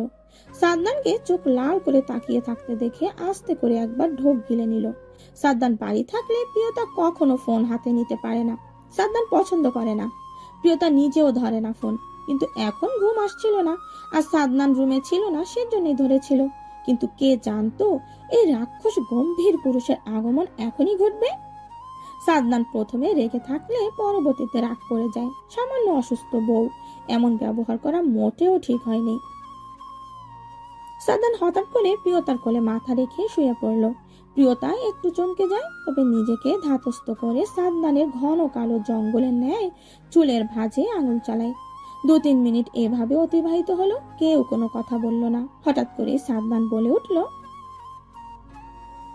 বেলকনিতে যাবে? চলো না যাই। প্রিয়তা অবাক হলো। আজ মোটেও আকাশের চাঁদ নেই, অন্ধকার আকাশ। মেঘ আকাশে, সন্ধ্যের আবার বৃষ্টি হয়েছে। অন্ধকার। ভয় নেই সুন্দর নারী, তোমার মন্ত্রী মশাই আছে। আমি আমার বোনকে নিয়ে কোনো রকম ব্যবসা আমি করতে দেব না। সাদনানের ধীরে আর গম্ভীর কণ্ঠে বলা কথা ঠায় আজম মির্জা লেগে গেলেন। কিছুটা তেতে উঠে মৃদু চিৎকার করে বলে উঠল, সাদমান, মুখ সামলে কথা বলো। আমার মেয়েকে নিয়ে আর একটা বাজে কথা বলবে না। মেয়ে আমার, আর বিয়ের জন্য যোগ্য পাত্র পেয়েছি আমি। আমার মুখ নয়, আপনার চিন্তাধারা পরিবর্তন করুন, তাহলে হয়তো এই ব্যবসার কথাটা আপনার কাছে ঠিক জঘন্য মনে হবে। কিন্তু জঘন্য হলেও আপনি এমনটাই করতে যাচ্ছেন। সাদনান আর দাঁড়ালো না সেখানে। আজম মির্জা রুম হতে বেরিয়ে এলো। সাদনান যখন রেগে থাকে তখনই আজম মির্জাকে তুমি নয় আপনি সম্বোধন করে। আর সেই মুহূর্তে সে আজম মির্জার উপর শুধু রেগে নয়, ভয়ঙ্কর রেগে আছে। মানুষটা হয়তো সাময়িক লাভের জন্য সিদ্ধান্ত নিয়েছে, সেটা টের পাচ্ছে না। কিন্তু যখন বুঝতে পারবে সাদনান নিশ্চিত, তখন আবার মিনমিন করে সাদনানের কাছে এসে বলবে, আসলে হয়েছে কি, আমি বিষয়টা অত গভীর করে ভেবে দেখিনি। কারণ প্রতিবারই তিনি কোনো না কোনো ভুল সিদ্ধান্ত নেওয়ার পর সেটা সাদনান ধরিয়ে দিলে এমনটাই হয়েছে। কিন্তু এখন ব্যাপারটা ভিন্ন, বোনের জীবনের প্রশ্ন। সেখানে সে কি করে বাবার এমন অবুঝ একটা আবদার মেনে নিবে? মাইশার প্রেগনেন্সি 9 মাসের বেশি সময় চলে। ফুলা ভারী পেট, গোলগাল মুখ, ঢিলা ডালা জামা, দারুণ মায়াবী দেখতে লাগে। আয়ানের বউকে দেখলে আদর করতে ইচ্ছে করে। তেমন পরক্ষণেই মনে ভয় এসে হানা দেয়, কি হবে ভবিষ্যতে, তার অনাগত সন্তান আর প্রেয়সী কিছু হবে না তো। কি ভাবছেন এত? কখন থেকে ডেকে যাচ্ছি? মাইশের ডাকে আয়না ভাবনার ছেদ ঘটে, কিছুটা হক চকিয়ে জবাব দেয়, হ্যাঁ বলো। বাবা আচ্ছা, আমাকে যেতে হবে না? মাইশা বুড়ো কুচকায়। ইদানিং মানুষটা বড্ড অন্যমনস্ক থাকছে, সাথে কিছু নিয়ে প্রায় কিছু বিড়বিড় করে বলছে, আবার চিন্তায় কপালে ঘাম জমে। মাইশা এবার আয়ানের দিকে এগিয়ে যাওয়ার চেষ্টা করে। আয়ান সেটা দেখে বউকে খুব সাবধানে নিজের হাত বাড়িয়ে কাছে টেনে নিল। মাইশা আয়ানের পেটে মুখ গুজে জিজ্ঞেস করলো, আপনি কি কিছু টেনশনে করছেন? আয়ান মাইশার চুল হাত বুলিয়ে দিতে দিতে জবাব দিল, কি নিয়ে টেনশন করো? আচ্ছা তুমি একটু বসো, আমি দুধটা নিয়ে আসছি। বাদাম বা খেজুর কেন? এটা দিবেন না, চকলেট দিয়েন প্লিজ। আয়ান মাইশাকে বসতে সাহায্য করলো। মাইশার করুণ কণ্ঠে বলা কথায় বউয়ের মুখের দিকে তাকালো আয়ান, দীর্ঘশ্বাস ছাড়ে। এটা আজ নতুন নয়, দুধ খেতে এলেই তার সব সময় এমন আবদার, কিন্তু এতে সে কোনো পুষ্টি নেই, সেটা কি এই মেয়ে বোঝে? সব সময় সুস্বাদু খাবার পুষ্টিকর হয় না, কিছু খাবার খেতে স্বাদ না হলেও সেটাই পুষ্টি থাকে। আয়ান কিছু না বলে রুম হতে বাইরে গেল। মাইশা বসে রইল। সকাল থেকে শরীরটা ভালো যাচ্ছে না, কেমন অস্থির অস্থির করছে, সাথে পেটেও চিনচিনে ব্যথা হচ্ছে। আয়ানকে বললে টেনশন করবে, ডাক্তারের কাছে যাওয়ার জন্য জোর করবে, সেই জন্য কিছু বলেনি। কিন্তু রাত বাড়ার সাথে সাথে চিনচিন ব্যথাটা যেন বাড়ছে, বই কমছে না। এখন তো দাঁতের দাঁত চেপেও ব্যথা সহ্য করা সম্ভব হচ্ছে না। কিন্তু হঠাৎ এমন কেন হচ্ছে? ডক্টরের দেওয়ার ডেট অনুযায়ী তো এখনো আরো 15 দিনের মতো সময় রয়েছে। তাহলে তোমার কেমন দেখাচ্ছে? কেন শরীর খারাপ লাগছে? পেট ব্যথা করছে? আয়ান দুধের গ্লাস পাশের টেবিলে রেখে দ্রুত পায়ে এগিয়ে এসে মাইশাকে আগলে নিয়ে অস্থির কণ্ঠে জিজ্ঞেস করলো। মাইশা এক হাতে কপালের ঘাম মুছতে মুছতে কিছুটা মূর্ছা যাওয়া কণ্ঠে জানালো, পেটানো সামান্য পেন হচ্ছে। আয়ান আর কিচ্ছু শুনলো না, মাকে জোরে জোরে ডাকতে লাগলো। মিতা সওদাগর সহ একজন কাজের লোক ছুটে এলো। মিতা সওদাগর মাইশার কাছে এসে বসলো। মুখের বর্ণ পাল্টে গিয়েছে মেয়েটার। মিতা সওদাগর কিছু আন্দাজ করে আয়ানকে বলল, তোর বাবাকে গাড়ি নিয়ে আসতে বল, ওকে হসপিটালে নিতে হবে। বউ তো রং ঢং করলা স্বামী লইয়া, পড়ালেখার নাম কইরা বাড়ি থাইকা বাইরে যাও, নিজের মন মর্জি মতো চলো। বলি কি, বিয়ের বয়স তো আর কম হইল না, দেখতে দেখতে বছর হয়ে এলো, তাই এইবার কি বাচ্চা কাচ্চার মুখ দেখবো? হঠাৎই আম্বিয়া মির্জার এরূপ কথায় প্রিয়তা কিছুটা হকচকালো। আস্তে করে মাথা ঘুরিয়ে চোখ বুলিয়ে আশেপাশে দেখে নিল, না তেমন কেউ নেই। হাতের চামচটা নুডলসের বাটিতে রেখে দিল নিঃশব্দে। এখন বিকেল, এখানে আপাতত কেউ নেই। আম্বিয়া মির্জা তখন সেখানে এলো। প্রিয়তাকে একা পেয়ে কথাগুলো বলে দিল। প্রিয়তা নড়ে চড়ে বসলো, মিনমিন করে জানালো, পরীক্ষা গতকাল শেষ হয়েছে দাদি। তা জানি, পরীক্ষার লইগা তো এতদিন বাচ্চা লইছ না, এখন নিও। কিছুটা বিদ্রুপ করে কথাগুলো বলল আম্বিয়া মির্জা। প্রিয়তার আঁখি পল্লব ছলছল করে। তার কি দোষ? সাদনান নিজেই তো এত দ্রুত বাচ্চা নিতে রাজি নয়।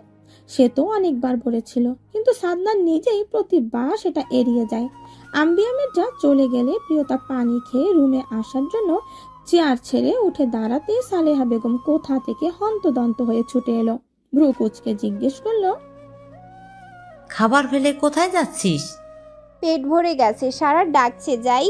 সালেহা বেগমের তীক্ষ্ণ দৃষ্টিতে তাকিয়ে পর্যবেক্ষণ করলো প্রিয়তাকে। শাশুড়ির দেখা তিনি করিডোরে পেয়েছে। খাবার ঘরে যে এসেছিল সেটা তখনই বুঝতে পেরেছে। আর প্রিয়তা ডাইনিং টেবিলে বসে খাবার খাচ্ছে মনে পড়তে তড়িঘড়ি করে এসেছে। যা ঘটবার সে ঘটেই গিয়েছে, ভালোই ঠাউল করতে পারে সালেহা বেগম। তবে কোনো রূপ প্রশ্ন করলো না প্রিয়তাকে, শুধু প্রিয়তার টলমল পায়ে সিঁড়ি বেয়ে উপরে ওঠার দিকে তাকিয়ে রইল। রাতে প্রিয়তা খাবার খেতে গেল না। সালেহা বেগম বেশি জোর করলো না, ভাবলো ছেলে এলে ছেলে বউকে খাইয়ে দিতে বলবে। রাত 12:30 নাগাদ সাদনান বাড়ি ফিরল। আসার সময় মাইশাকে দেখে এসেছে। মাইশার পুত্র সন্তান হয়েছে। সাদনান ভাগ্নেকে একটা স্বর্ণের চেন দিয়ে কোলে নিয়েছে। বেশ ভালো লেগেছে, অনুভূতি দারুণ ভালো লেগেছে। কেমন মনের মধ্যে এখন বাবা হওয়ার আলাদা একটা অদ্ভুত ইচ্ছে জেগেছে। অবশ্যই অদ্ভুত নয়, এটা তো একটা ছেলে বা মেয়ের মনের সবচেয়ে বড় স্বপ্ন। সেও একদিন বাবা হবে, মা হবে, তাদেরকেও কেউ আধো আধো কণ্ঠে ডাকবে আব্বা, মা। এই পাওয়াটা হয়তো পৃথিবীর অন্যতম পাওয়াগুলোর মধ্যে একটা পাওয়া। সাদ্দান বাড়ি ফিরে লিভিং রুমে মায়ের সাথে আগে সাক্ষাৎ করলো। সালেহা বেগমকে সাদ্দান ঘুমিয়ে যেতে বলল। সালেহা বেগম কাজের লোককে সব গুছিয়ে রাখতে বলে রুমে চলে গেল। সাদ্দান খাবার হাতে একেবারে রুমে এলো। খাবার সেন্টার টেবিলে রেখে ঘুমন্ত ভয়ে মুখের দিকে কিছুক্ষণ তাকিয়ে থেকে একটা তাওয়াল হাতে ওয়াশরুমে চলে গেল। মিনিট 15 মাথায় বেরিয়ে এলো। বউ তখনও ঘুমিয়ে আছে। সাদ্দান চুল মুছে একটা গেঞ্জি আর ট্রাউজার পরে নিয়ে বউয়ের কাছে এগিয়ে গিয়ে পাশে বসলো। একটু নিচু হয়ে বউয়ের ললাটে ওষ্ঠ ছুঁয়ে দিতেই প্রিয়তা কেঁপে উঠল। সাদ্দান সরে এসে মৃদু কণ্ঠে ডাকলো, যান ওঠো, খাবার খেতে হবে, চলে এসেছি আমি। সাদ্দানের কণ্ঠ শুনে প্রিয়তা অল্প স্বল্প চোখ খুলে তাকালো সাদ্দানের দিকে, ক্লান্তিকর মুখের দিকে তাকালো। বিকেলে আম্বিয়া মির্জা কথাগুলো বলেছে পর থেকে সেগুলো মাথায় ঘুরছে, তাই সাদ্দানের ক্লান্তিকর মুখ দেখে আজ খারাপ লাগে না, বরং রাগ হয়। এক ঝটকায় হাত সরিয়ে দিয়ে বলল, আপনি খেয়ে ঘুমিয়ে পড়ুন, খাবো না আমি। সাদনান ভ্রু কুচকালো। বউয়ের মতিগতি বুঝতে পারে না সে, তবে আসার সময় মায়ের থেকে সব শুনে এসেছে। বউ রেগে আছে। সাদনান অনেক জোরাজোরি করে বউকে শোয়া থেকে উঠে বসালো। খাবার এনে কিছুটা জোর করে খাইয়ে দিল প্রিয়তাকে। প্রিয়তা খাবার খেয়ে আবার শুয়ে পড়ল। সাদনান একটু প্লেট রেখে হাত ধুয়ে এসে বউয়ের দিকে তাকিয়ে মুচকি হাসলো। বিছানায় শুয়ে পাশের দেয়ালে সুইচ টিপে লাইট অফ করে বউকে এক ঝটকায় নিজের উপরে নিয়ে এলো। প্রিয়তা আকস্মিক ঘটনায় চমকে উঠে সাদনানের বুকের গেঞ্জি 2 হাতে শক্ত করে চেপে ধরলো। সাদনান ডিম লাইটের মৃদু আলোতে বউয়ের এলোমেলো চুলগুলো এক হাতে সরিয়ে দিয়ে বলল, মিশনের জন্য বউ আনার মিশন তবে শুরু করি। বাবুর নাম রেখে দিয়েছে। প্রিয়তা সরে যেতে চাচ্ছিল, কিন্তু সাদনানের কথা সেটা আর করে না। অবাক হয়ে জানতে চাইল, হ্যাঁ, মাইশা রেখেছে। প্রিয়তা সাদনানের কথার বিপরীতে হয়তো আরো কিছু বলতে যাচ্ছিল, কিন্তু কিছু বলার আগেই সাদনান বলে উঠল, আর কোনো কথা নয়, মিশন জলদি শুরু করতে হবে। শুনলাম তোমার ঠিক করা পাত্র বিদেশিনী বিয়ে করে দেশে ফিরেছে। ওয়াও! সাদনানের চোখে মুখে হাসির ঝিলিক নিয়ে কথাটা জানালো। আজম মির্জা চোরা চোখে ছেলের দিকে একবার আর চোখে তাকালো। বিচ্ছু একটা, এটা এভাবে ঘটা করে সবার সামনে বলার কি আছে? আর সবচেয়ে বড় কথা, এই বিচ্ছু এই খবরটা পেলো কোথা থেকে? আজম মির্জা খাবার নাড়াচাড়া করতে করতে কথাগুলো ভাবছিল। তখনই সাদনান আবার বলে উঠল, কি ভাবছো? নিশ্চয়ই ভাবছো ইনফরমেশন পেলাম কি করে। কাম অন বাবা, আমি একজন মন্ত্রী, এই ইনফরমেশনটা কালেক্ট করতে আমার জাস্ট 7 মিনিট টাইম লেগেছে। আজম মির্জা কথা ঘুরিয়ে জিজ্ঞেস করলো, তা তোমার পাত্র কোথায়? আমার সাথে দেখা করাবে না? অবশ্যই, কাল বিকেলে আমি তোমার সাথে মিট করাবো। B ready. সাদনান খাবার শেষে চেয়ারে থেকে উঠে দাঁড়ালো। বউর দিকে এক পলক তাকিয়ে উপরে নিজের রুমে চলে গেল। সারা কেঁদে কুটে নাজেহাল অবস্থা করে ফেলেছে নিজের চোখ মুখের। বাবা আর ভাই মিলে কি শুরু করে দিয়েছে, ভাবলেই বুক ফেটে কান্না আসছে সারার। সবাই পাত্র নিয়ে যুদ্ধ করছে, অথচ সারাকে একবারও কেউ জিজ্ঞেস করার প্রয়োজন মনে করলো না। এটা কেমন বিচার? যার জন্য পাত্র দেখছে তাকে একবার জিজ্ঞেস করলো না ওর পছন্দ আছে কিনা, ও কি চায়। প্রিয়তা সারার কান্নার কারণ জানে। অনেকক্ষণ হয় সারা ফুপিয়ে ফুপিয়ে কেঁদেই যাচ্ছে। প্রিয়তা বুঝাচ্ছে, কিন্তু কোনো লাভ হচ্ছে না। এদিকে রাত বাজছে, সাদনান নিশ্চয়ই বসে আছে।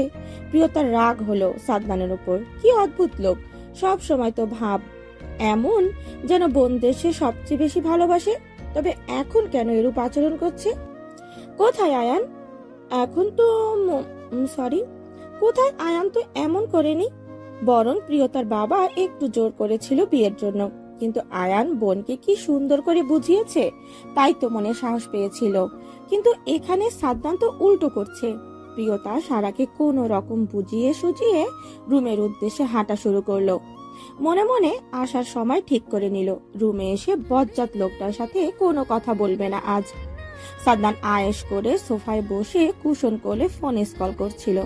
রুমে কারো উপস্থিতি টের পেয়ে ছোট ছোট চোখ করে সেদিকে তাকিয়ে আবার দৃষ্টি সরিয়ে নিল। প্রিয়তা ধূপধাপ পা ফেলে কাবার থেকে রাতের পোশাক নিল। ওয়াশরুমে গিয়ে ঠাস করে দরজা লক করলো। সাদনান একটু নড়ে চড়ে বসে। বউয়ের হঠাৎ হলো কি? পরক্ষণে বুঝতে পারে। ভ্রুকুচকে ওয়াশরুমের দরজার দিকে তাকিয়ে থাকে। বউয়ের বেরোনের অপেক্ষা করে। প্রিয়তা মিনিট 5-এর মধ্যে বেরিয়ে এলো। নাইটির ফিতা বেঁধে এসে কোনো দিকে না তাকিয়ে লাইট অফ করে ড্রিম লাইট অন করে শুয়ে পড়লো। সাদনান কিছুটা ভ্যাবাচাকা খেলো। বউ তাকে পাত্তা দিচ্ছে না। ভাবা যায় মন্ত্রী সাদনান শাহরিয়ারকে ইগনোর করছে তার বউ। এটা যদি জনগণ জানতে পারে, নিশ্চিত তাকে নিয়ে সবাই হাসি তামাশা করতে পিছপা হবে না। নিউজ হবে, আর সেখানে হেডলাইন হবে বড় বড় অক্ষর করে লেখা থাকবে, মন্ত্রীর বউ মন্ত্রীকে পাত্তা দেয় না। কি ভয়ানক! সাদনান আবছা আলোয় চোখ বড় বড় করে বিছানার দিকে তাকিয়ে স্যান্ডেল পায়ে দিয়ে এগিয়ে গেল। ফোন রেখে চপ্পল খুলে বিছানায় বসতেই প্রিয়তা আরো কিছুটা গুটিসুটি মেরে গেল।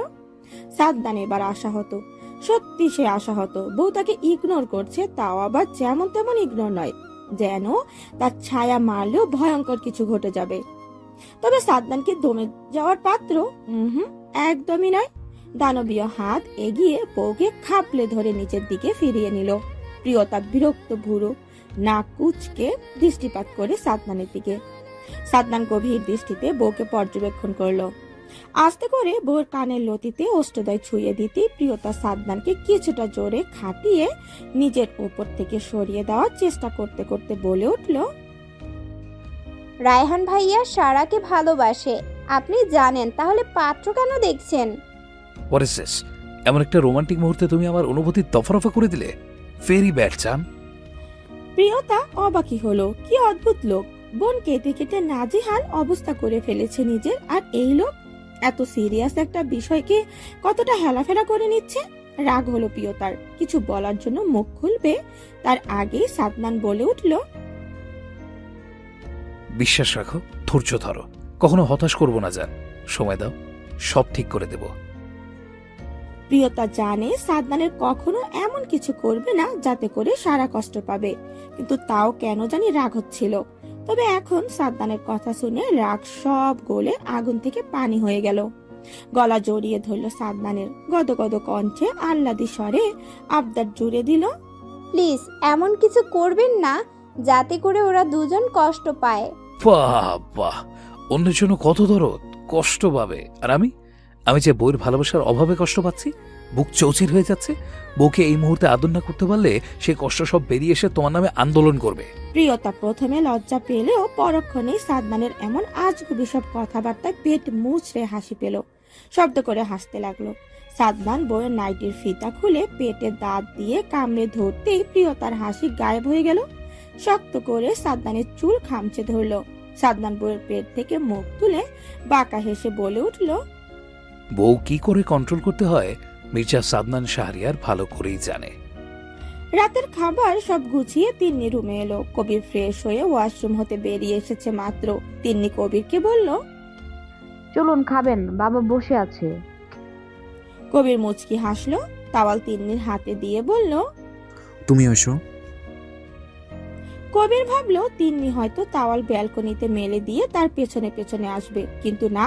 কবির খাবার টেবিলে গিয়েও কতক্ষণ বসে রইল। কালাম খান কবিরকে ভকাঝকা করতে লাগলো। সে কোনো কথার সাথে করে তিন্নিকে নিয়ে এলো না। কবির বাবার দিকে করুণ দৃষ্টিতে তাকিয়ে ফের রুমের উদ্দেশ্যে হাঁটা ধরো।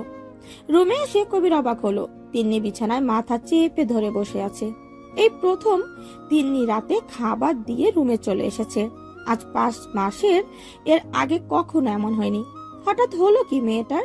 কবির এগিয়ে এলো। তিন্নির কাঁধে আলগোছে হাত রেখে পুরো উঁচিয়ে জিজ্ঞেস করলো, কি ব্যাপার, খাবার কেন খেতে আসুন? চলো খাবে। খেতে ইচ্ছে করছে না, আপনি আর বাবা খেয়ে আসুন, আমি শুয়ে পড়েছি, ভালো লাগছে না। কণ্ঠ কেমন ক্লান্ত। কবির বেশ কিছুদিন হয় তিন্নিকে ডক্টরের কাছে যাওয়ার জন্য ঘ্যান ঘ্যান করছে। কারণ অনেকগুলো তিন্নি খাবার খেতে পারে না। চোখের নিচে কালশিটে দাগ বসেছে। মাঝে মধ্যে তো হঠাৎই রেগে যায়। কবির ফিরে গেল। কালাম খানকে খাবার খেতে বলে নিজেও খেলো। কালাম খান আর কোনো কিছু জিজ্ঞেস করলো না। কবির আসার সময় খাবার নিয়ে রুমে এলো। কাজের লোককে সব গুছিয়ে রেখে আসার কথা বলে এলো। বেশ জোর করেই কিছুটা খাবার খাইয়ে দিল তিন্নিকে কবির। তিন্নি খাবার খেয়ে পানি খেয়ে শুয়ে পড়লো। কিছু সময় ব্যবধানে ঘুমিয়েও পড়লো। কবির ঘুমন্ত তিন্নির মুখের দিকে তাকিয়ে বিড়বিড় করে বলে উঠল, আমার সুখ তুমি, তুমি অসুস্থ মানে আমার সুখ নামক অস্বস্তি দুঃখে পরিণত হয়। কালই ডক্টরের কাছে যাবো, তোমায় নিয়ে এসো না। তিন্নি স্তব্ধ হয়ে সামনে বসা ডক্টর তাসলিমার কথাগুলো শুনে যাচ্ছে। কি থেকে কি হচ্ছে? সবে তো 1 মাস চলে, এতেই এত রিস্ক? একদমই আশা নেই। কি হবে সামনে? থাকবে তো বেবিটা? কবি ডক্টরের সাথে কথা বলে কেবিন থেকে বেরিয়ে এলো। খুব ধীরে তিন্নিকে নিয়ে হসপিটাল থেকে বেরিয়ে এলো। কবির তিন্নি যাওয়া মাত্র ডক্টর তসলিমা মফিজুল মির্জাকে কল লাগালেন। পূর্ব পরিচিত তারা। মির্জা বাড়ির বাধা একজন ডক্টর বলা চলে ডক্টর তসলিমা। মেডিসিন বিশেষজ্ঞর সাথে গাইনি ডক্টর। ওয়াজিদ রিধির বিয়েতে গিয়ে তিন্নির সাথে পরিচিত হয়েছিল। পরিবার নেই এতিম জানতে পেরে তখন থেকে মেয়েটার প্রতি একটু আলাদা মায়া কাজ করে। আর একজন মেয়ের এই অবস্থা নিজের পরিবারকে সবচেয়ে বেশি মিস করে। সেখানে তিন্নি ভিন্ন। বাচ্চাটা এখনো নির্দিষ্ট স্থানে এসে পৌঁছায়নি। টিকতে পারে আবার নাও। এই দোটানায় একটা মেয়ে নিশ্চয়ই মানসিকভাবে ভেঙে পড়বে। তাই মনোবল ধীর করার জন্য মানসিক সাপোর্ট ভীষণ প্রয়োজন। কবির তিন্নি পার্কিং লটে পৌঁছাতেই মির্জা বাড়ির একটা সিলভার রঙের গাড়ি সাই সাই করে এসে ওদের গাড়ির পাশে থামলো। সেখান থেকে মফিজুল মির্জা, আজম মির্জা সহ রোজিনা বেগম নামলো। তারা 3 ভাই বোন গিয়েছিল আজ তাদের যে স্কুলটা রয়েছে সেখানে। আর সেখানে সবার শেষে বেরোতেই ডক্টরের ফোন পেয়ে ছুটে এসেছে। রোজিনা বেগম তিন্নিকে আগলে নিল। হাসি মুখে সব জিজ্ঞেস করে কবিরের গাড়িতে বসলো। কবির অবাক হয়ে শুধু দেখছে কি হচ্ছে। ওনারা কোথা থেকে এলো কিচ্ছু মাথায় আসছে না। কবির থম মেরে দাঁড়িয়ে আছে। আজম মির্জা থমথমে কণ্ঠে কবিরকে উদ্দেশ্য করে বলে উঠল, গাড়িগুলো মির্জা বাড়ি যাবে সোজা। কোনো মুখ বাক্য শুনতে চাই না আমি। তিন্নি আসা মাত্র মির্জা বাড়ি যেন আলো উল্লাসে মেতে উঠল। রান্না বান্না পরিবেশটা কিছুটা রমরমা হয়ে গেল। শুক্রবার বিধায় কবির একদম ফ্রি। তাকেও জোর জবরদস্তি করে সবাই রেখে দিয়েছে। কালাম খানকে সব জানানো হয়েছে, যদিও তিনি বেশি খুশি হননি তিন্নি মির্জা বাড়ি বেশ কিছুদিন থাকবে বলে। কিন্তু তিন্নির কন্ডিশনের কথা ভেবে কিচ্ছু বলতে পারেননি। অবশ্যই খান বাড়ি থাকলেও কোনো সমস্যা হতো না। দুইজন কাজের লোক রয়েছে, দরকার পড়লে আরো নিতেন। তবে এমন অবস্থায় একটা মেয়ের সবচেয়ে বেশি যাকে প্রয়োজন সে হচ্ছে তার একমাত্র মা। আর মির্জা বাড়িতে তিন্নির দুইটা মা রয়েছে। তারা কখনো যে তিন্নিকে এমন অবস্থায় বাড়ি থেকে যেতে দেবে না সেটা 2 বাপ ছেলে ভালোই জানে। তাই তো কালাম খান কিচ্ছু বলে না। তিন্নির সাথে দেখা করে দুপুরে খাবার খেয়ে বাড়ি চলে যায়। তখন সবাই লিভিং রুমে বসেছিল। একমাত্র সাদনান আর রাহান বাদে সবাই আজ বাড়িতে। তবে আজম মির্জা ছেলের কথা মতো রেডি হতে চলে গেল সাদনানের দেওয়া অ্যাড্রেস অনুযায়ী একটা রেস্টুরেন্টে। লিভিং রুমে তখন কবির অসহায়ের মতো বসে আছে। বউকে সে এই বাড়ি আসার পর একবারও পায়নি। তিন্নি আর কবিরকে নিচে লিভিং রুমের পাশে একটা বেডরুম দিয়েছে। আর সেখানে তিন্নি বিছানায় আধশোয়া করে কেউ না কেউ ওর কাছে গল্প করছে বসে বসে।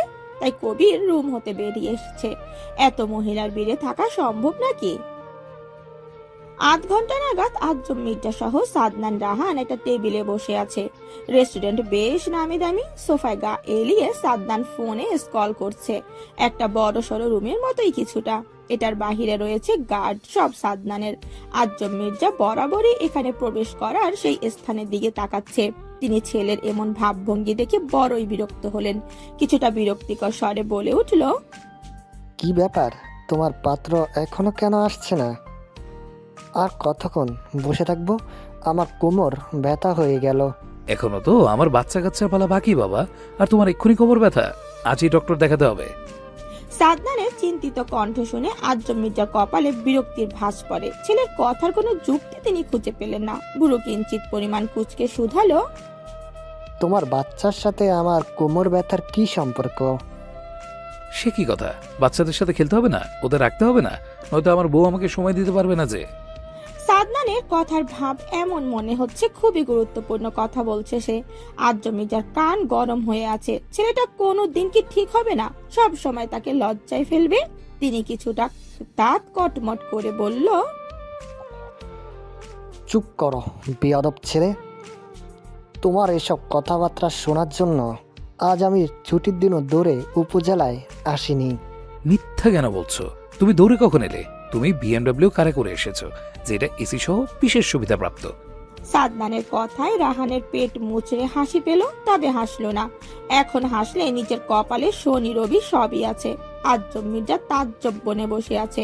সাদনান রাহানের দিকে একবার তাকিয়ে এবার নড়ে চড়ে বসলো।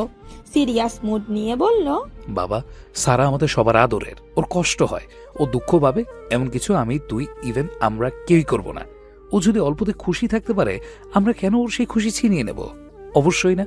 ওর খুশিতে আমরা খুশি। ও ভালো থাকলে আমরা নিশ্চিন্তে থাকবো। আর আমার মনে হয় ও ওর ভালোবাসার মানুষটার সাথেই খুশি থাকবে। হঠাৎ কেন সাদনান এসব বলছে কিচ্ছু মাথায় এলো না আর্য মির্জার। তবে লাস্ট কথাটাই তিনি অনেকটাই অবাক হয়েছে। সারা এমন কিছু করেছে, তাহলে তিনি কিছু টের পেল না কেন? অবশ্য পাবেই বা কি করে? একজন মেয়ে যদি এমন কিছু করে, তবে সবার আগে সেটা তার মায়ের কাছে ধরা পড়ে। সেক্ষেত্রে তিনি তো বাবা। আর যদিও এসব করেই থাকে, তাহলে সালেয়া কেন তাকে কিছু বলল না? নাকি সেও জানে না এসব? নাকি জানে ইচ্ছে করে বলেনি? আর্য মির্জা থমথমে কণ্ঠে জিজ্ঞেস করলো, কি বলতে চাইছো সারা? হ্যাঁ মামা, আমি সারাকে ভালোবাসি। আর্য মির্জা মনে মনে এতক্ষণ প্রশ্নের ঝড় তুললেও এ পর্যায়ে তিনি একদম নীরব হয়ে গেলেন। শান্ত দৃষ্টিতে তাকালো রাহানের দিকে। রাহান নিজে থেকে নিজের ঘাড়ে অপরাধ নিতে বলতে লাগলো, মামা, ওর কোনো দোষ নেই, প্লিজ ওকে তুমি ভুল বুঝো না। আমার মেয়ের ব্যাপারটা না হয় আমাকে বুঝতে দাও। আর 1.5 মাস পর আমি এই ব্যাপারে কথা বলবো। তা এতদিনে তুমি একটা চাকরির ব্যবস্থা করবে। বিয়ের পর অবশ্যই তুমি আবার আমাদের কোম্পানিতে জয়েন করবে। যদি প্রশ্ন আসে তাহলে চাকরি কেন খুঁজতে হবে, তাহলে আমার উত্তর হবে, আমার মেয়ের জন্য আমি যোগ্য পাত্র চাই। এমনটা যেন কখনো না হয়। আমার মেয়েকে, আমার মেয়ের জামাইকে কখনো মির্জাবাড়ির কাছে মাথা নত করে থাকতে না হয়। তাই নিজেকে প্রমাণ করার একটা সুযোগ দিলাম তোমায়। এক নিঃশ্বাসে কথাগুলো বলে থামলো আর্য মির্জা। সাদনান রাহান চুপ করে শুনে গেল শুধু। কিচ্ছু বলার মতো অবশিষ্ট আর নেই। একদম শুরু থেকে শেষ করে দিয়েছে কথার। আর্য মির্জা একটু পানি খেলো। বসা ছেড়ে রুম হতে বেরিয়ে আসার উদ্দেশ্যে পা বাড়িয়ে ফের ফিরে তাকালো সাদনানের দিকে। অতঃপর আবারও থমথমে কণ্ঠে সাদনানকে উদ্দেশ্য করে বলে উঠল, আর হ্যাঁ, তোমাকে বলছি, চাকরির ব্যাপারে কোনো সাহায্য করবে না তুমি রায়হানকে।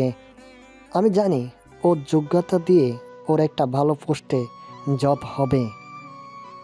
বাবার রিয়াকশন কি ছিল? কোনো রিয়াকশন নেই, শুনলে তো সব। সাদনান মোলায়েম কণ্ঠে জানালো। প্রিয়তা সাদনানের চুলের ভাঁজে ফের আঙুর চালায়। সাদনান বইয়ের পেট জড়িয়ে আরো কিছুটা প্রিয়তার কোমরে চেপে নিজের সাথে মিশিয়ে নেয়। বাহিরে গুড়ি গুড়ি বৃষ্টি হচ্ছে। ব্যালকনির দরজা খোলা। তার ওপর রুমে ফ্লোরে বসে আছে ওরা দুজন। বাইরে থেকে আসা ঠান্ডা বৃষ্টির বাতাস আর নিচে টাইলসের ঠান্ডা দুটো মিলে শরীর হিম হয়ে আসছে। প্রিয়তার পেটে সাদনান বার কয়েক নাক ঘষে। প্রিয়তা সাদনানের চুলে মৃদু টেনে বলল, সব সময় ধান্দা। শোনো, ভার্সিটি থেকে নোটিশ দিয়েছে। এটা কোনো মার্কস হলো জান? তোমার সেকশনে তোমার সবচেয়ে নাম্বার কম। এমন হলে আমার সম্মানের বলে কিছু থাকবে?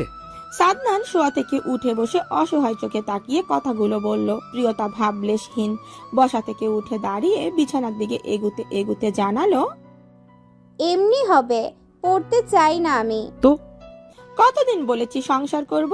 আপনার তো সেসব শোনার প্রয়োজনই নেই। সাদনান ফোঁস করে শ্বাস ফেলে এগিয়ে এসে প্রিয়তাকে পেছন থেকে জড়িয়ে ধরে ঘাড়ে নাক ঘষে আদুরে কণ্ঠে বলল, এটা কেমন বাচ্চাদের মতো কথা বলছো? সময় চলে যাচ্ছে না? নিজে তো বুড়ো হচ্ছেন, সেদিকে খেয়াল আছে? প্রিয়তা নিজেকে ছাড়ানোর চেষ্টা করতে করতে বলে উঠল। সাদনান ছাড়লো না বউকে। শক্ত করে জড়িয়ে ধরে ফিস ফিস করে জানালো, আজ 3 দিন হয় রাহান বাড়ি নেই, চাকরির খোঁজে আছে। অনেকগুলো কোম্পানিতে চাকরির জন্য আবেদন করেছে, আর সেগুলো সব ইন্টারভিউয়ের জন্য সে কোনো এক বন্ধুর বাসায় রয়েছে। আজও একটা ইন্টারভিউ ছিল। সকালে একবার সারাকে ফোন করে জানিয়েছে, সারাদিন আর কোনো খোঁজ খবর পাওয়া যায়নি। বিকেলের দিকে অনেকগুলো মেসেজে কল করেছে সারা, কিন্তু কোনো রেসপন্স আসেনি, ফোন বন্ধ। সারা সেই জন্য চিন্তায় আছে। রাতে খাবার খেয়ে একটু আগেই রুমে এসেছে। যদিও সারা আজ 3 দিন ধরে খাবার নিয়ে বসেছে ঠিকই, কিন্তু সেগুলো গলা দিয়ে নামতে চায় না। কোথায় আছে মানুষটা, কি খাচ্ছে, কিভাবে থাকছে দেখতে ভীষণ ইচ্ছে করে। কিন্তু রাহানের ফোনে নেট নেই। নেট নেই বলে ভুল হবে, রাহানের কাছে নেট নেওয়ার মতো অহরহ টাকা নেই। মির্জা বাড়ি থেকে সে 1 পয়সাও নেয়নি, নিজের বাইক বিক্রি করে দিয়েছে, যেটা রাহান টিউশন আর একটা কোচিং সেন্টারে যখন জব করত, ভার্সিটিতে পড়াকালীন তখনই বাইকটা নিজের রোজগারের টাকা দিয়ে নিয়েছিল। যদিও রাহানের বাবা এখন যথেষ্ট বিত্তশালী মানুষ, ছোটখাটো একটা ব্যবসা দিয়েছে, সেখানে কিছু কর্মচারী রয়েছে, কিন্তু রাহান কারো সাহায্য নেয়নি। বাবা রফিক আহমেদ এই ব্যাপারে কিচ্ছু দিতে চাইলে রাহান বারণ করে দিয়েছে। আজ জমিটা যেমন আদেশ দিয়েছে তার চেয়েও বেশি রাহান পালনের চেষ্টা করছে। একদম নিজের প্রচেষ্টায় কিছু করার চেষ্টা, আর সাফল্য অর্জন করার ফার্স্ট স্টেপই হলো চেষ্টা। সারার চোখে ঘুম নেই, বিছানায় হাঁটু ভাঁজ করে বসে আছে। গোলগাল মুখটা এইটুকুন হয়েছে, কোমর সমান সিল্কি চুলগুলো কেমন এলোমেলো, আগের মতো আর ঝরঝরে নয়। রাহান পাইপ বেয়ে সারার ছোট মিনি ব্যালকনিটা এসে ঝুলে আছে। ব্যালকনির দরজা বন্ধ, কিন্তু একটা জানালার পাট খোলা, আর সেই অল্প স্বল্প ফাঁক দিয়ে রাহান সারাকে দেখছে। রাহানের মায়া হয়, বুক চেড়ে দীর্ঘশ্বাস বেরিয়ে আসে। নিচে একবার গার্ডের দিকে তাকায়। একজন গার্ড রাহানকে পাইপ বেয়ে উপরে উঠতে সাহায্য করেছে। রাহান গার্ডের দিকে তাকিয়ে কিছু ইশারা করতে গার্ড লাইট নিয়ে চলে গেল। রাহান রেলিং এর ফাঁকে পা দিয়ে ওঠার চেষ্টা করতেই পা লেগে একটু ফুলের টপ কাত হয়ে পড়ে গেল। রাতে নিস্তব্ধতায় ভালোই শব্দ হলো। সারা চমকে উঠল, ভীতু চোখে ব্যালকনির দিকে দৃষ্টিপাত করতে লম্বাটে পুরুষের এক অভয় দেখতে পেল। কিঞ্চিত সময় লাগলো মানুষটাকে বুঝতে। বসা ছেড়ে এলো, দৌড়ে দরজা খুলে ব্যালকনিতে চলে গেল। সবার আগে নিচে তাকালো, পরপরই রাহানকে টেনে নিয়ে ভেতরে আসতে আসতে ভীত স্বরে জিজ্ঞেস করলো, আপনি বাড়িতে কি করে প্রবেশ করলেন? এতটা উঁচু কি করে আসলেন? কেউ দেখেনি?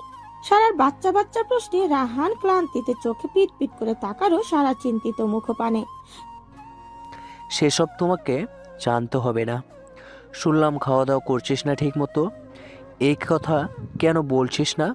আমি এত কিছু কার জন্য করেছি? তোর জন্য, আর তুই আমার সব কিছুর এই দাম দিচ্ছিস? সারা কোনো কথা বলছে না। রাহান সারারই 2 বাহু ঝাঁকিয়ে জিজ্ঞেস করে। সারা চোখ টলমল করে। রাহানের হাত সরিয়ে আলগোছে মাথা রাখে রাহানের শক্তপোক্ত বুকে। রাহান একদম চুপ হয়ে গেল। নিজেও এক হাত দিয়ে জড়িয়ে ধরে আরেক হাত সারার মাথা রাখতেই সারা ফুপিয়ে শব্দ করে কেঁদে ওঠে, তবে কাঁদে না। ধরে আসা গলায় বলল, আমার আপনার জন্য কষ্ট হয়।